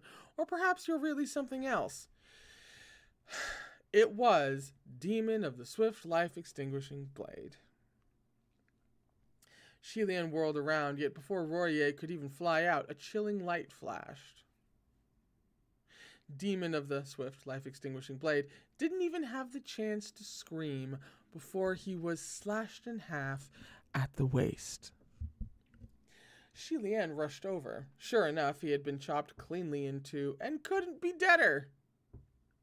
Shi Lian looked up and saw that the one who had struck was that strange cloaked figure. Ooh. The cloaked man slowly slid his sword back into his sheath as he walked over with steady, confident steps. Shi Lian felt that the man and the way he walked were both somewhat familiar and straightened up. "And you are, sir?" The man smirked and gave a low chuckle in response. He seemed about to answer, but he suddenly bent down instead. The unexpected action set off alarm bells in Shi Lian's head. He watched the man intently, preparing for any surprise attacks. However, the man only circled his arms around the slender waists of two lady ghosts. "Are my ladies all right?" "What?" Shi Lian was struck speechless. The two lady ghosts were both rather attractive. Because they didn't wield swords, they hadn't taken part in the talisman test, and thus had escaped disaster. Nevertheless, the shock wave from the blasts had knocked them out. Feeling themselves embraced in someone's arms and addressed with such passion, they languidly came around with gratitude in their hearts. "I'm all right, Yet before those thanks fully left their lips, the two lady ghosts' faces changed abruptly. They shoved the strange cloaked figure away. "Get out of here!" The two quickly scrambled off. Even after being slapped twice, the man didn't seem annoyed. He only seemed confused as he stroked his chin and wrinkled his brow. "That can't be right. This face isn't that ugly." Although he was still in disguise, Shi Lian already knew who he was. General Pei, why are you here? What the... What? What? The man turned to him and smiled. He swept a hand across his face and revealed his true appearance. It was indeed Pei Ming. Because the heavenly emperor asked me to give your highness a hand, of course. Really, Shi Lian said. Thank you. So very sorry for the trouble then. It's quite dangerous here, as you can see. Gaga, there's no need to be so grateful. He obviously negotiated some hefty rewards from Jun Wu, Hua Chong said. Pei Ming walked over and stopped in front of Hua Chong. Then he crouched down and reached out to measure his current height, laughing as he did. Do my eyes deceive me? Is this my Lord Crimson Rain-sought flower? One certainly changes for the better with time. So what did you eat to grow backward? Only a single ha had left his lips when Shi Lian flung out his silk bandage. It whipped out so hard that Pei Ming was almost sent flying. He only barely dodged with a backward leap. Your Highness, just how deeply do you treasure Hua Chongju? Can't even take a joke? Are you really General Pei? Shi Lian demanded somberly. That's a fair question, actually. Pei Ming patted the sword at his waist, flashing it for him to see. Genuine and authentic. Exchange if fake. No exchanges. If fake, refunds only, Shi Lian said. Gaga, kill it. It's fake. Hua Chong said. Hey! If you really are General Pei, then why did that talisman leave a burn mark on your forehead? Shi Lian questioned. It's simple, Pei Ming said. It's all thanks to this. He tossed a small item to Shi Lian. Since he was on guard, Shi Lian didn't catch with his hands. He instead used the tip of his sword to skewer it and bring it up to his eyes. Candy? On the tip of the sword... Oh, I was wondering what was moving around. It's my cat's tail flicking at the stuff on my desk. Thank you so much, sir.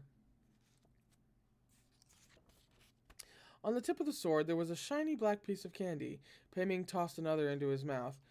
Ghost scent candy that I bought from Ghost City. Chew on one and you'll get a mouthful of ghost chi flowing from the inside out. Rather useful when pretending to be an inhuman creature. My idea was better. But I'll take this one for canon. Shi Lian twiddled the ghost scent candy in his fingers, amazed. You can buy such magical things in Ghost City? Pei Ming munched on the sweet in his mouth. Ask your Hua Chongju right next to you. He knows better than anyone that you can buy anything in Ghost City if you know how.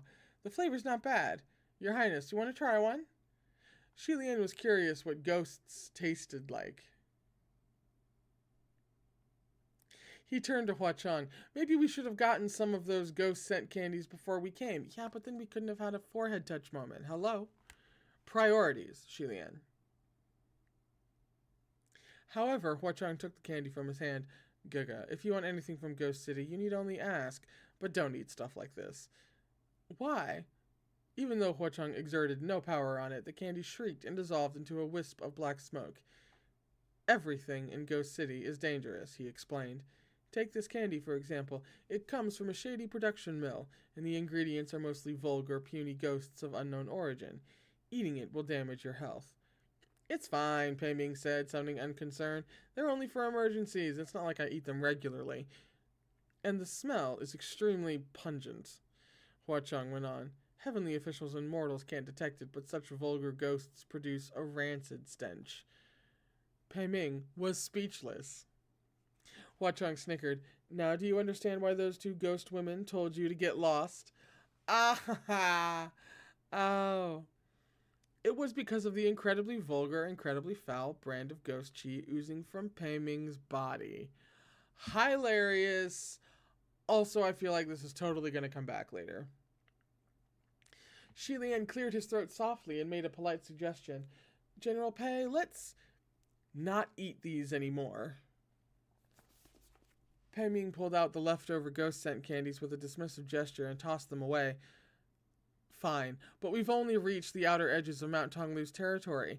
As we progress further, we'll find much more powerful nefarious creatures who can tell we're suspicious with a single look. What shall we do then? The lady ghosts had swarmed around Hua Chong like ducks. No doubt they really liked his scent. The ghost chi that Hua Chong transferred to Shi Lian was assuredly of the highest quality, so there was no need to buy ghost scent candies. However, to avoid anyone finding out that the chi was only a surface coat, they might need to press their lips together like last time and have Hua Chong pass on something more tangible, like air or bodily fluids.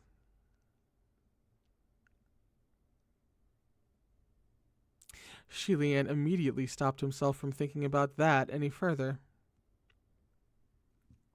You know, just when I think she has deftly avoided a certain something and giving me exactly what I want, she implicates at least something akin to exactly what I want. Yes, thank you. Uh-huh.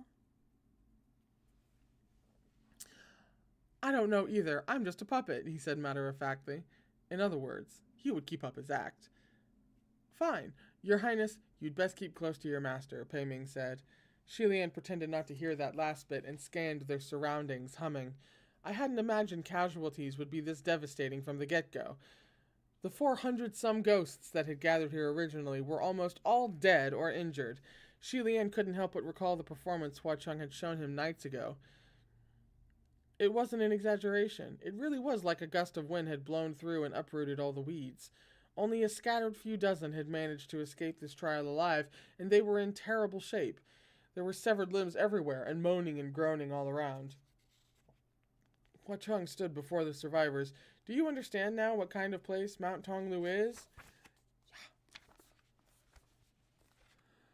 The ghosts that were fortunate enough to survive didn't dare make a sound. You're on the outer edges right now. There is still a chance to pull out, Shi Lian said gently. If you don't want to continue on and meet even more frightening things, then stay here and look for a chance to leave. The remaining ghosts intended to do just that. Seeing that Shi Lian and company didn't plan on wiping them out, they quickly pulled each other up and fled as fast as they could, leaning on each other for support. Watching their retreating backs, Shi Lian mused. Demon of the Swift Life-Extinguishing Blade was an exaggerated name to be sure, but he was an unexpectedly formidable character. Quite brutal. That creature was extremely good at manipulation. He'd stirred the pot from the very start, Pei Ming agreed. He was also quick on his feet. Your Highness, that strike of yours gave him the perfect chance to use his injuries for trickery. Shi Lian blinked. Wait, my strike? What strike? I didn't unsheath my sword. No? Pei Ming wondered. I meant the stab to his abdomen. If he hadn't whipped everyone into a panic thanks to that little gash stained with your holy light, none of the ghosts would have believed him and stuck those talismans on their foreheads. Shi Lian was puzzled. To be honest, I thought you had stabbed him, General Pei. Your Highness, do you have some sort of misunderstanding about me? I don't do ambushes or sneak attacks, Pei Ming said. If it wasn't you, and it wasn't me, then was there a third heavenly official present? Or perhaps the holy light on that swift-blade demon's wound isn't what it seems. He turned, ready to inspect and verify again, but Demon of the Swift Life-Extinguishing Blade's corpse was gone. Startled, he demanded, Where's that Swift-Blade demon's body? I clearly just slashed him at the waist, Pei Ming replied, blatantly baffled. Gaga, be careful, Hua Chong said darkly. Within Mount Tonglu's demand, a slayer becomes stronger for each opponent killed. And Demon of the Swift Light-Extinguishing Blade had just slaughtered nearly 400 nefarious creatures. Now there's a thought that's gonna fester. Oh my.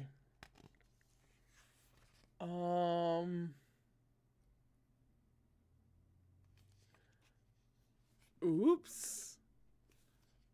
I thought I wouldn't be saying that incredibly long name for very long. That's going to come back later. That's the end of the chapter. We're on page 119 in chapter 78. Let me do some quick math, though. I really should. You know, if I was a good YouTuber, I would be writing down the starting page and calculating what 50 pages from that is so that I know just about where to stop every time. Do I do this? No. 67, 119, 97. Oh, we're only at 40 pages. Are we only at 40 pages? We're only at around 40 pages. Yeah. Well then, in that case, where does 128 leave us? Is there anything convenient around that I can... Doesn't look like it. But we're certainly not going to go with a 10-page deficit, so we'll just have to stop in the middle of a page again. That's fine. Anyway, we're at chapter 78, called Ambivalent Regrets. The clear-sighted general snaps the hateful sword. Huh.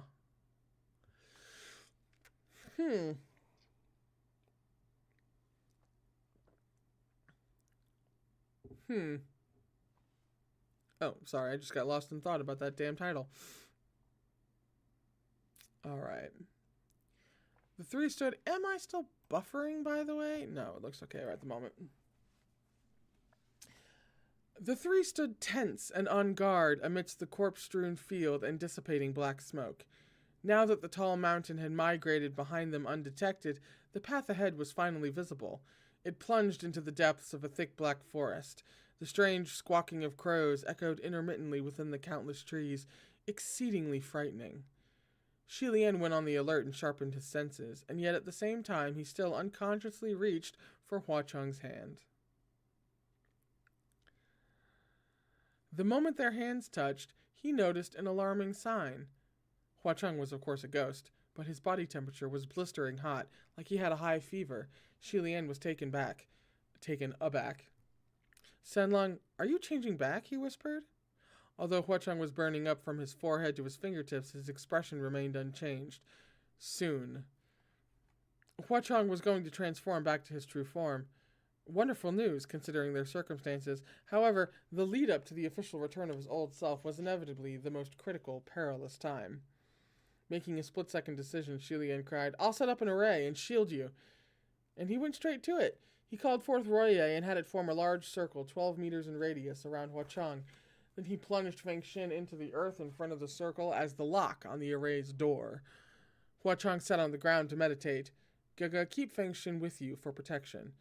No, this array can't be sloppy. It must be sealed by a bladed weapon that's touched human blood. Before he could finish, he felt something rubbing against him behind his back. When he looked, he was rendered speechless. Is it my baby? A tiny silver scimitar was standing upright behind him. It blinked its big silver eye and nuzzled against him with its hilt as if it was nominating itself for the task. Oh, I love him. But I love him so much. I do. He's not in this enough. I need more. I mean, I'm about to get more, but I need more. Hualian crouched down. Ming, why are you like this too? The infamous scimitar Ming, a long, slender blade, bewitching and wild, had shrunk in size by at least half. Oh no. Oh no. To match Hua Cheng's size? We also get mini a Ming? No, I can't do that. I'm not doing that. No. Where's the art? I need the art. Come on, baby a Ming, please. Please. It's got to be, that has to exist. There has to be droves of fan art for baby Ming. Like, come on. You can't give me baby Ming. Why would you do that? Its silver eye used to be long and narrow, but now it was big, shining and round like a child's.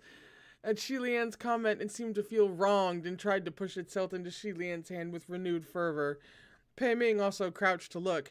So this is the infamous scimitar Ming?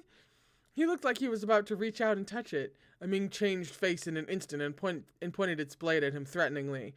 Fortunately, Pei Ming pulled away just in time, otherwise blood would have certainly spilled. Xi Lian stroked Ming. Feng Xin is still better suited. Feng Xin remained motionless. Ming had tried so enthusiastically to offer itself up, but was so blatantly rejected. It hopped back to Hua Chang's side, weeping. Hua Chang didn't spare it a single look before he smacked it with a backhand slap. What are you crying about? This happened because you're useless. Trash. Oh. It's very telling of how Hua Chang treats Ming, considering Ming is kind of like Hua Chang's like id. Anyway. Ming fell flat on the ground like a piece of unwanted scrap metal. As if that strike had struck it dead. Xi Lian didn't know whether to laugh or cry. Hey, everybody take a shot. And he quickly scooped Ming into his arms to stroke it a few times. Nothing of the sort. Don't listen to him. You're not trash. You're very useful. Me. This is so me at this moment. Pei Ming couldn't stand the mood in the circle anymore and stepped out to stand at the boundary, unsheathing his sword once more. Pei Ming is just like, oh no, I can't do this.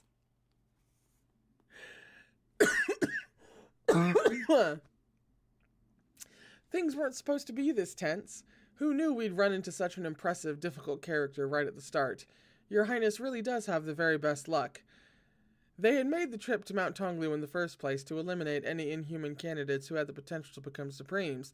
That meant hunting down all of the most powerful ghosts. Xi Lian couldn't tell whether this counted as good luck or bad.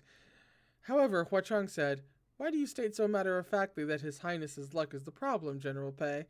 Have you ever considered that the demon of the swift life-extinguishing blade might have been targeting you?" Pei Ming laughed out loud. If he were a woman, I'd believe it. He hadn't laughed for long before his expression suddenly changed, and he leapt backward. As he looked up, blood trickled down his cheek. A bloody cut had appeared on Pei Ming's face. He felt his cheek in disbelief, and his whole palm came away smeared with blood. This was no mere scratch, and although they were on high alert, Xi Lian didn't sense any killing intent directed toward him at all. He was unharmed. And so, he said truthfully, "It seems it really is coming for you, General Pei." Pei Ming was about to speak, but once more he heard the sound of a sharp blade slashing through the air. This time he was ready and swung his sword, and the strike found its mark.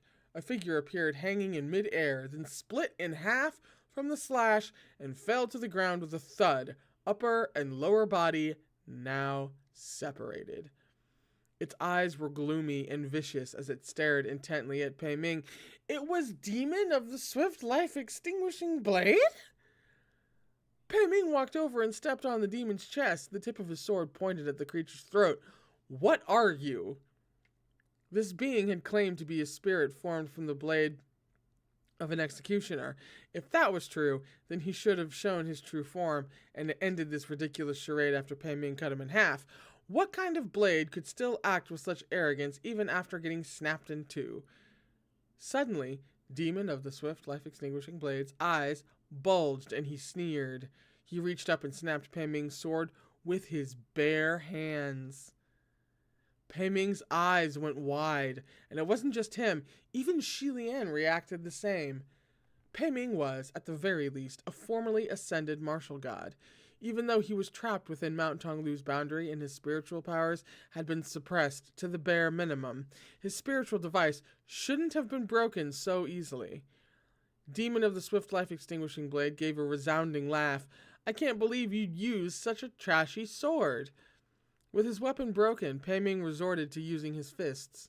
But with the... Jesus, my cat. He's doing his best to, sleep directly on me. It's gross. But with a slap of his hand on the ground, Swift Life-Extinguishing Blade launched himself into the air. Pressing the fingers of his hand together, he shot out a blast from his palm. A bright, chilling, metallic light flashed on the edges of the blast as it hurtled past. It was a gust of power with a razor's edge. It seemed that the creature's true form really was some sort of sharp-bladed weapon. Xi Lian stood up and made to leave the circle. To help, but was stopped by Hua Chang. Gaga, watch closely, he said with a low voice. Pei Ming shouted to him as well. No need to interfere. If the esteemed martial god of the north couldn't even defeat a lowly ghost blade on the outer edges of Mount Tonglu, how could he live with himself? Still, even with only an upper half, the swift blade demon was extremely agile. No matter where Pei Ming struck, it seemed to predict his every move, which made Pei Ming's chances look rather poor. Hundreds of moves later, the swift blade demon had inflicted dozens of deep wounds on Pei Ming. Shi Lian couldn't watch anymore and called out, "General Pei, come back into the circle!" Pei Ming's expression was growing grimmer and grimmer. He refused to retreat, and Shi Lian couldn't simply jump into the fight to make it 2 against 1. Some martial gods would find it humiliating to require help in a one-on-one duel, especially dudes like Pei Ming. "General Pei, come back. There's something weird going on. Can't you tell?" Shi Lian tried again. "This creature knows your sword techniques and moves too well." Naturally, Pei Ming had also noticed. He just couldn't believe it yet. But since even Shi Lian had seen it while observing from afar, he had to accept it, even if he didn't want to. Shi Lian pulled Feng Xin out of the ground and opened a small gap in the array. Pei Ming took the chance to leap back into the protective circle, looking extremely upset. Shi Lian plugged Feng Xin back in. "General Pei, aren't you going to pick up your broken spiritual weapon?" Pei Ming wiped away the blood on his forehead. "That's not a spiritual weapon," he replied darkly. "It's just a decent sword I grabbed at random." "Ah." Hearing this, Shi Lian sighed a breath of relief. While any sword Pei Ming randomly picked from his collection would still be a fairly valuable tool, it couldn't compare to a real spiritual weapon. "Why didn't General Pei bring his spiritual weapon when coming here?" he asked. "I haven't forged one," Pei Ming replied. Shi Lian found that even more amazing. "Why not?" Martial gods typically forged their favorite weapon into a spiritual device, which was much like adding wings to a tiger.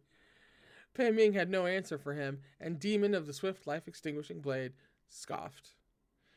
"That's obvious. It's because his best sword no longer exists." Pei Ming frowned. "Who are you exactly?" "You're not asking what he is anymore?" Shi Lian asked. Demon of the Swift Life-Extinguishing Blade humphed again. "Who am I? Pei Ming, when you snapped me in 2 with a blast from your palm, did you ever expect this day would come?" Shi Lian's eyes widened. "General Pei, do you know him?" Pei Ming pondered for a while, and his expression grew more and more solemn. Finally, he hazarded a guess. "You're Mingguang?" Demon of the Swift Life-Extinguishing Blades' smile faded at the mention of that name. He no longer looked like that common, puny little ghost from earlier. "He's Mingguang?" Shi Lian questioned. "General Pei, isn't General Mingguang your title?" In an instant, countless possible stories of fraud and substitution flashed through his mind. They weren't outlandish assumptions, considering that there was now a precedent in the heavens. He couldn't help but think, is this another Earthmaster Yi? Pei Ming seemed to see through his worries. While covering his wounds with a hand, he said, "Your Highness, what are you thinking? I already told you I'm the genuine, authentic General Pei. I'm the real thing." "Then why did you call him Mingguang?" Shi Lian demanded. "Because his name is Mingguang. It's the name I came up with. He's my sword." "What the fuck?" Shi Lian made a noise of understanding. Could you be the general who snapped his sword?" "That's right," Pei Ming replied. "Mingguang was my sword when I was immortal, and centuries ago, I snapped it with my own 2 hands.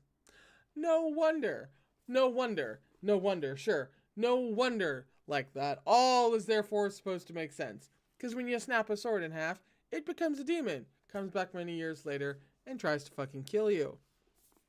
But we're about to get the download. No wonder Demon of the Swift Life-Extinguishing Blade knew Pei Ming's sword techniques well enough that it was like he could predict his every move. He was the sword that Pei Ming had wielded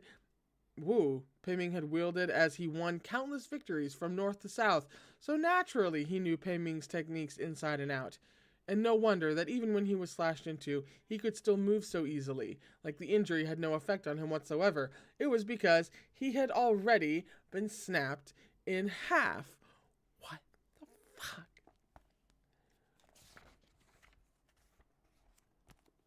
So that gash from before was from stabbing himself, Shi Lian said? Then the holy light on his wound was my own, Pei Ming said. Back then, I ascended as soon as I snapped him in half. I suppose that must have been when the light stained him, and it can't be cleaned away. Demon of the swift life-extinguishing blade, no, Mingguang, started using his hand as... Oh, please, can we get another name? Yeah, for this thing, guy, sword. Started using his hand as a sword and began to slash at Feng Xin. His expression was gloomy, like he was visualizing attacking Pei Ming himself. Xi Lian couldn't help but ask more about this whole thing. General Pei, why does your sword resent you so much? What did you do to it? What's the story behind the general who snapped his sword? Pei Ming felt around for his pill bottle. Some raggedy story from hundreds of years ago. What's the point of talking about it now? Let's find a way to beat him first. Although Royer formed the protection circle, half the array would collapse if Feng Xin was cut down. It was similar to breaking the lock on a door. Xi Lian glanced behind him and saw that Hua Chong had entered a meditative state. His eyes were shut tight, and he seemed totally unaware of the outside world. Xi Lian was slightly reassured at the sight. Pei Ming's voice pulled him back.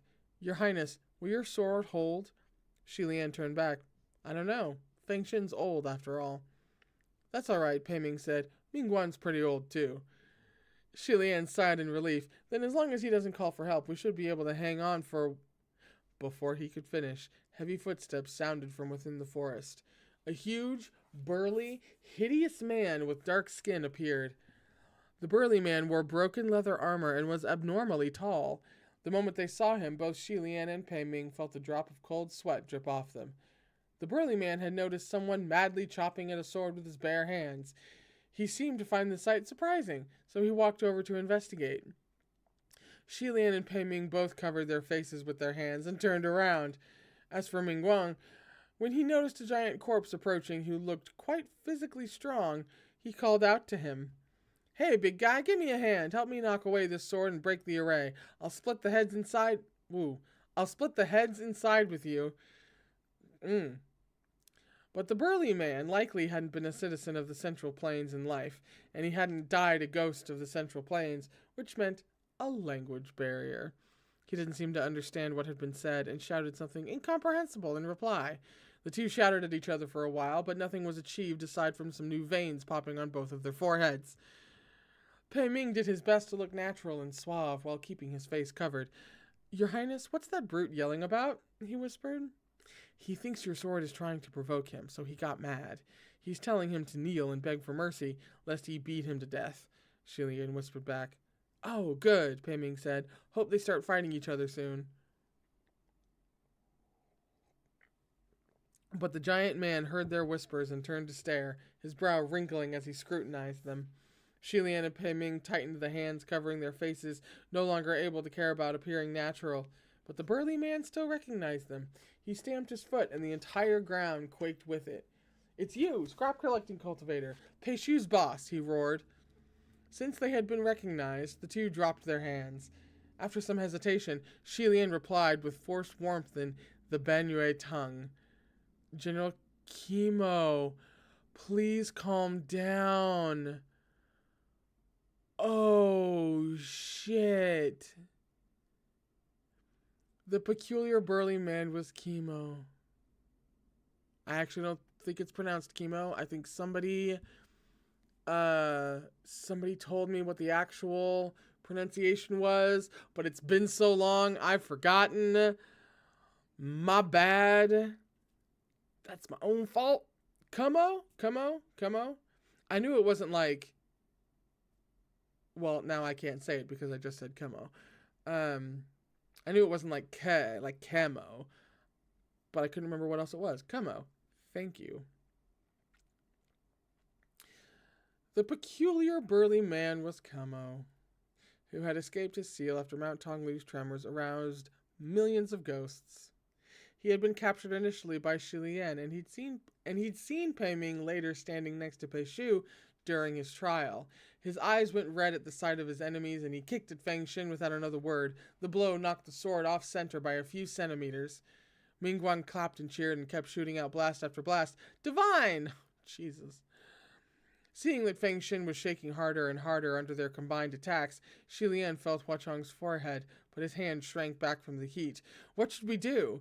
Shi Lian needed to shield Hua Cheng with the array and couldn't be distracted, and Pei Ming posed no threat at all to the weapon with which he shared such a strange familiarity.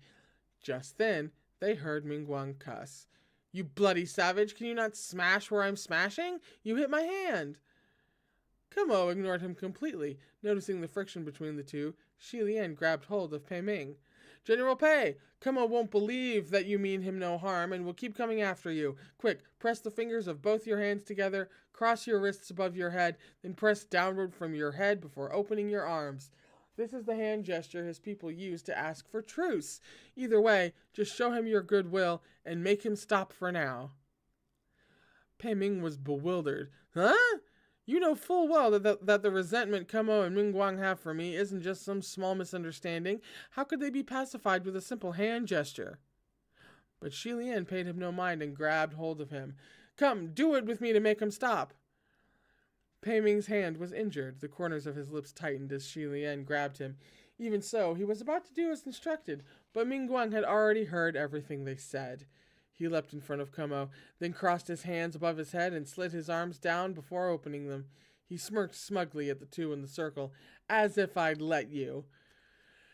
When Kumo saw that gesture, however, his eyes bulged and thick veins surfaced on his dark skin. He opened his palm and swung his hand down like an iron cattail leaf fan, sending Mingguang flying through the air. As his slap flew, neither Pei Ming nor Mingguang understood what had happened. It was only a moment later that it dawned on Pei Ming, and he turned to Shi Lian. "Your Highness, I thought Mingguang was cunning. I hadn't imagined you would be more cunning than him. I'm impressed." Shi Lian wiped away his cold sweat. It's nothing. Much ashamed." Although it seemed like his instructions were for Pei Ming, they were actually intended for Mingguang. When Mingguang overheard, he would obviously rush to show Kumo goodwill first and obstruct their plan. However, the gesture that Shi Lian described didn't really call for a truce. It was an insult. Indeed, it was the rudest provocation in Benue culture, like a combination of chop off your shitty head, fuck your wife, murder your whole family, and level your ancestors' graves. 4 power attacks all at once. How could Kumo not be outraged? Under any other circumstances, Mingguang might have been suspicious of Shi Lian's words, but because the situation was dire and Pei Ming had almost raised his arms, Mingguang didn't take the time to think carefully and was easily deceived. Mingguang snapped out of it when Kumo was sent flying. He wanted to fix the situation, but they still couldn't communicate, and his instinctive reaction was to yell, so it looked even more like he was cursing Kumo. Another entry from the peanut gallery. "Hi." "Yes, hello." "Are you falling asleep on the books that I have the mic sitting on?" "Yeah." His eyes are closed and everything. It's super disgusting. Where? Cat distractions.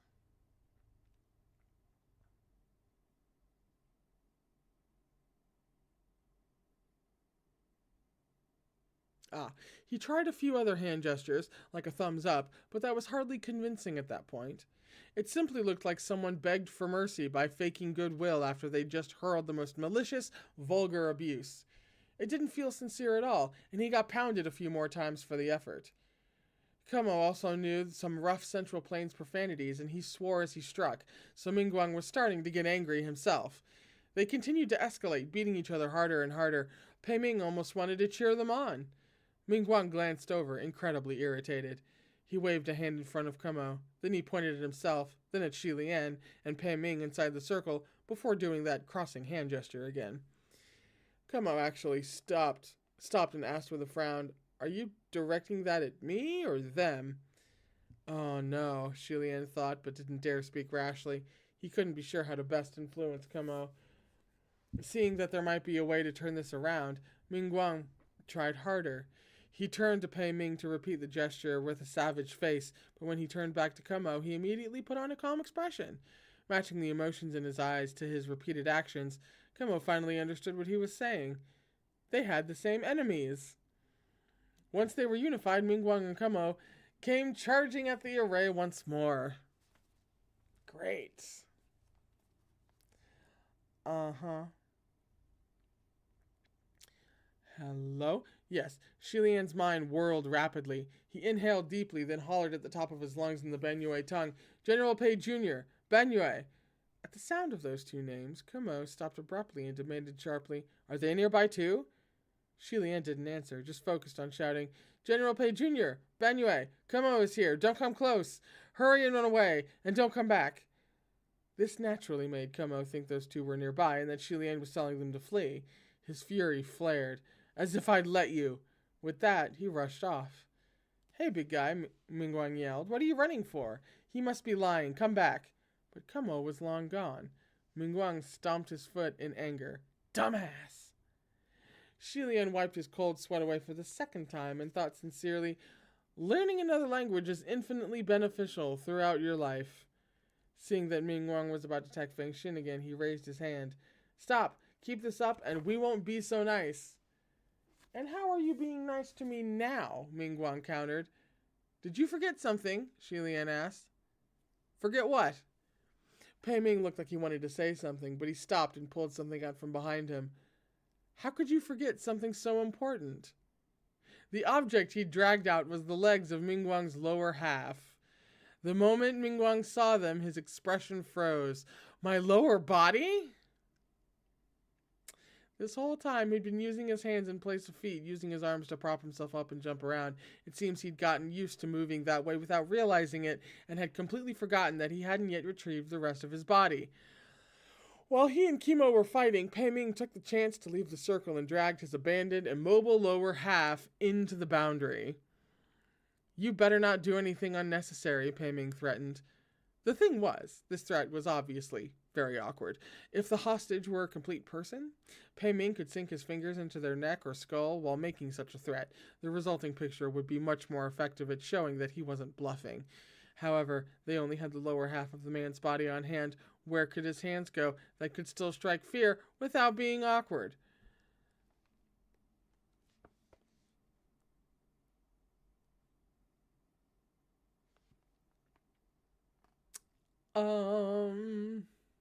Pei Ming couldn't think of anything, so he simply stepped on one of the legs. Sweet Jesus God in heaven. I'm looking for, like, an immediate stopping place, which they're just, like, not giving me. I've been looking for a couple pages now. I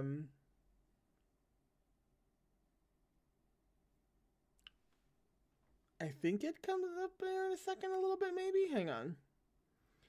Are you shitting me? Mingguang said. Shilian also didn't think this looked like much of a threat, and he courteously suggested, General Pei, stepping on a leg isn't terribly convincing.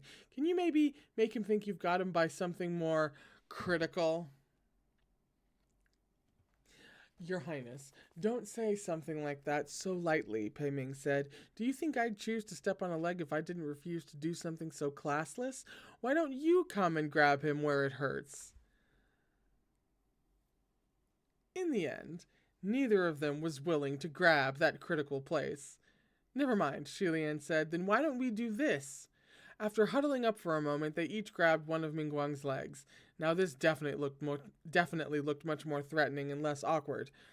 Please back off, Shilian demanded, otherwise your true body might suffer further damage. Mingguang just sneered. Huh, did you actually believe my lower half is useless? Oh, shit. As soon as he spoke, Shilian sensed a murderous aura rapidly crawling up his arm. Oh! He immediately tossed away the leg in his grasp. General Pei, watch out! The seemingly dead lower half suddenly swung its legs and kicked out without warning. Pei Ming threw the limb in his hands just in time and avoided being struck when those swift legs churned up blades of wind. The lower half flipped itself around in the air and landed with a single knee to the ground, then slowly straightened until it stood upright. Oh my fucking God.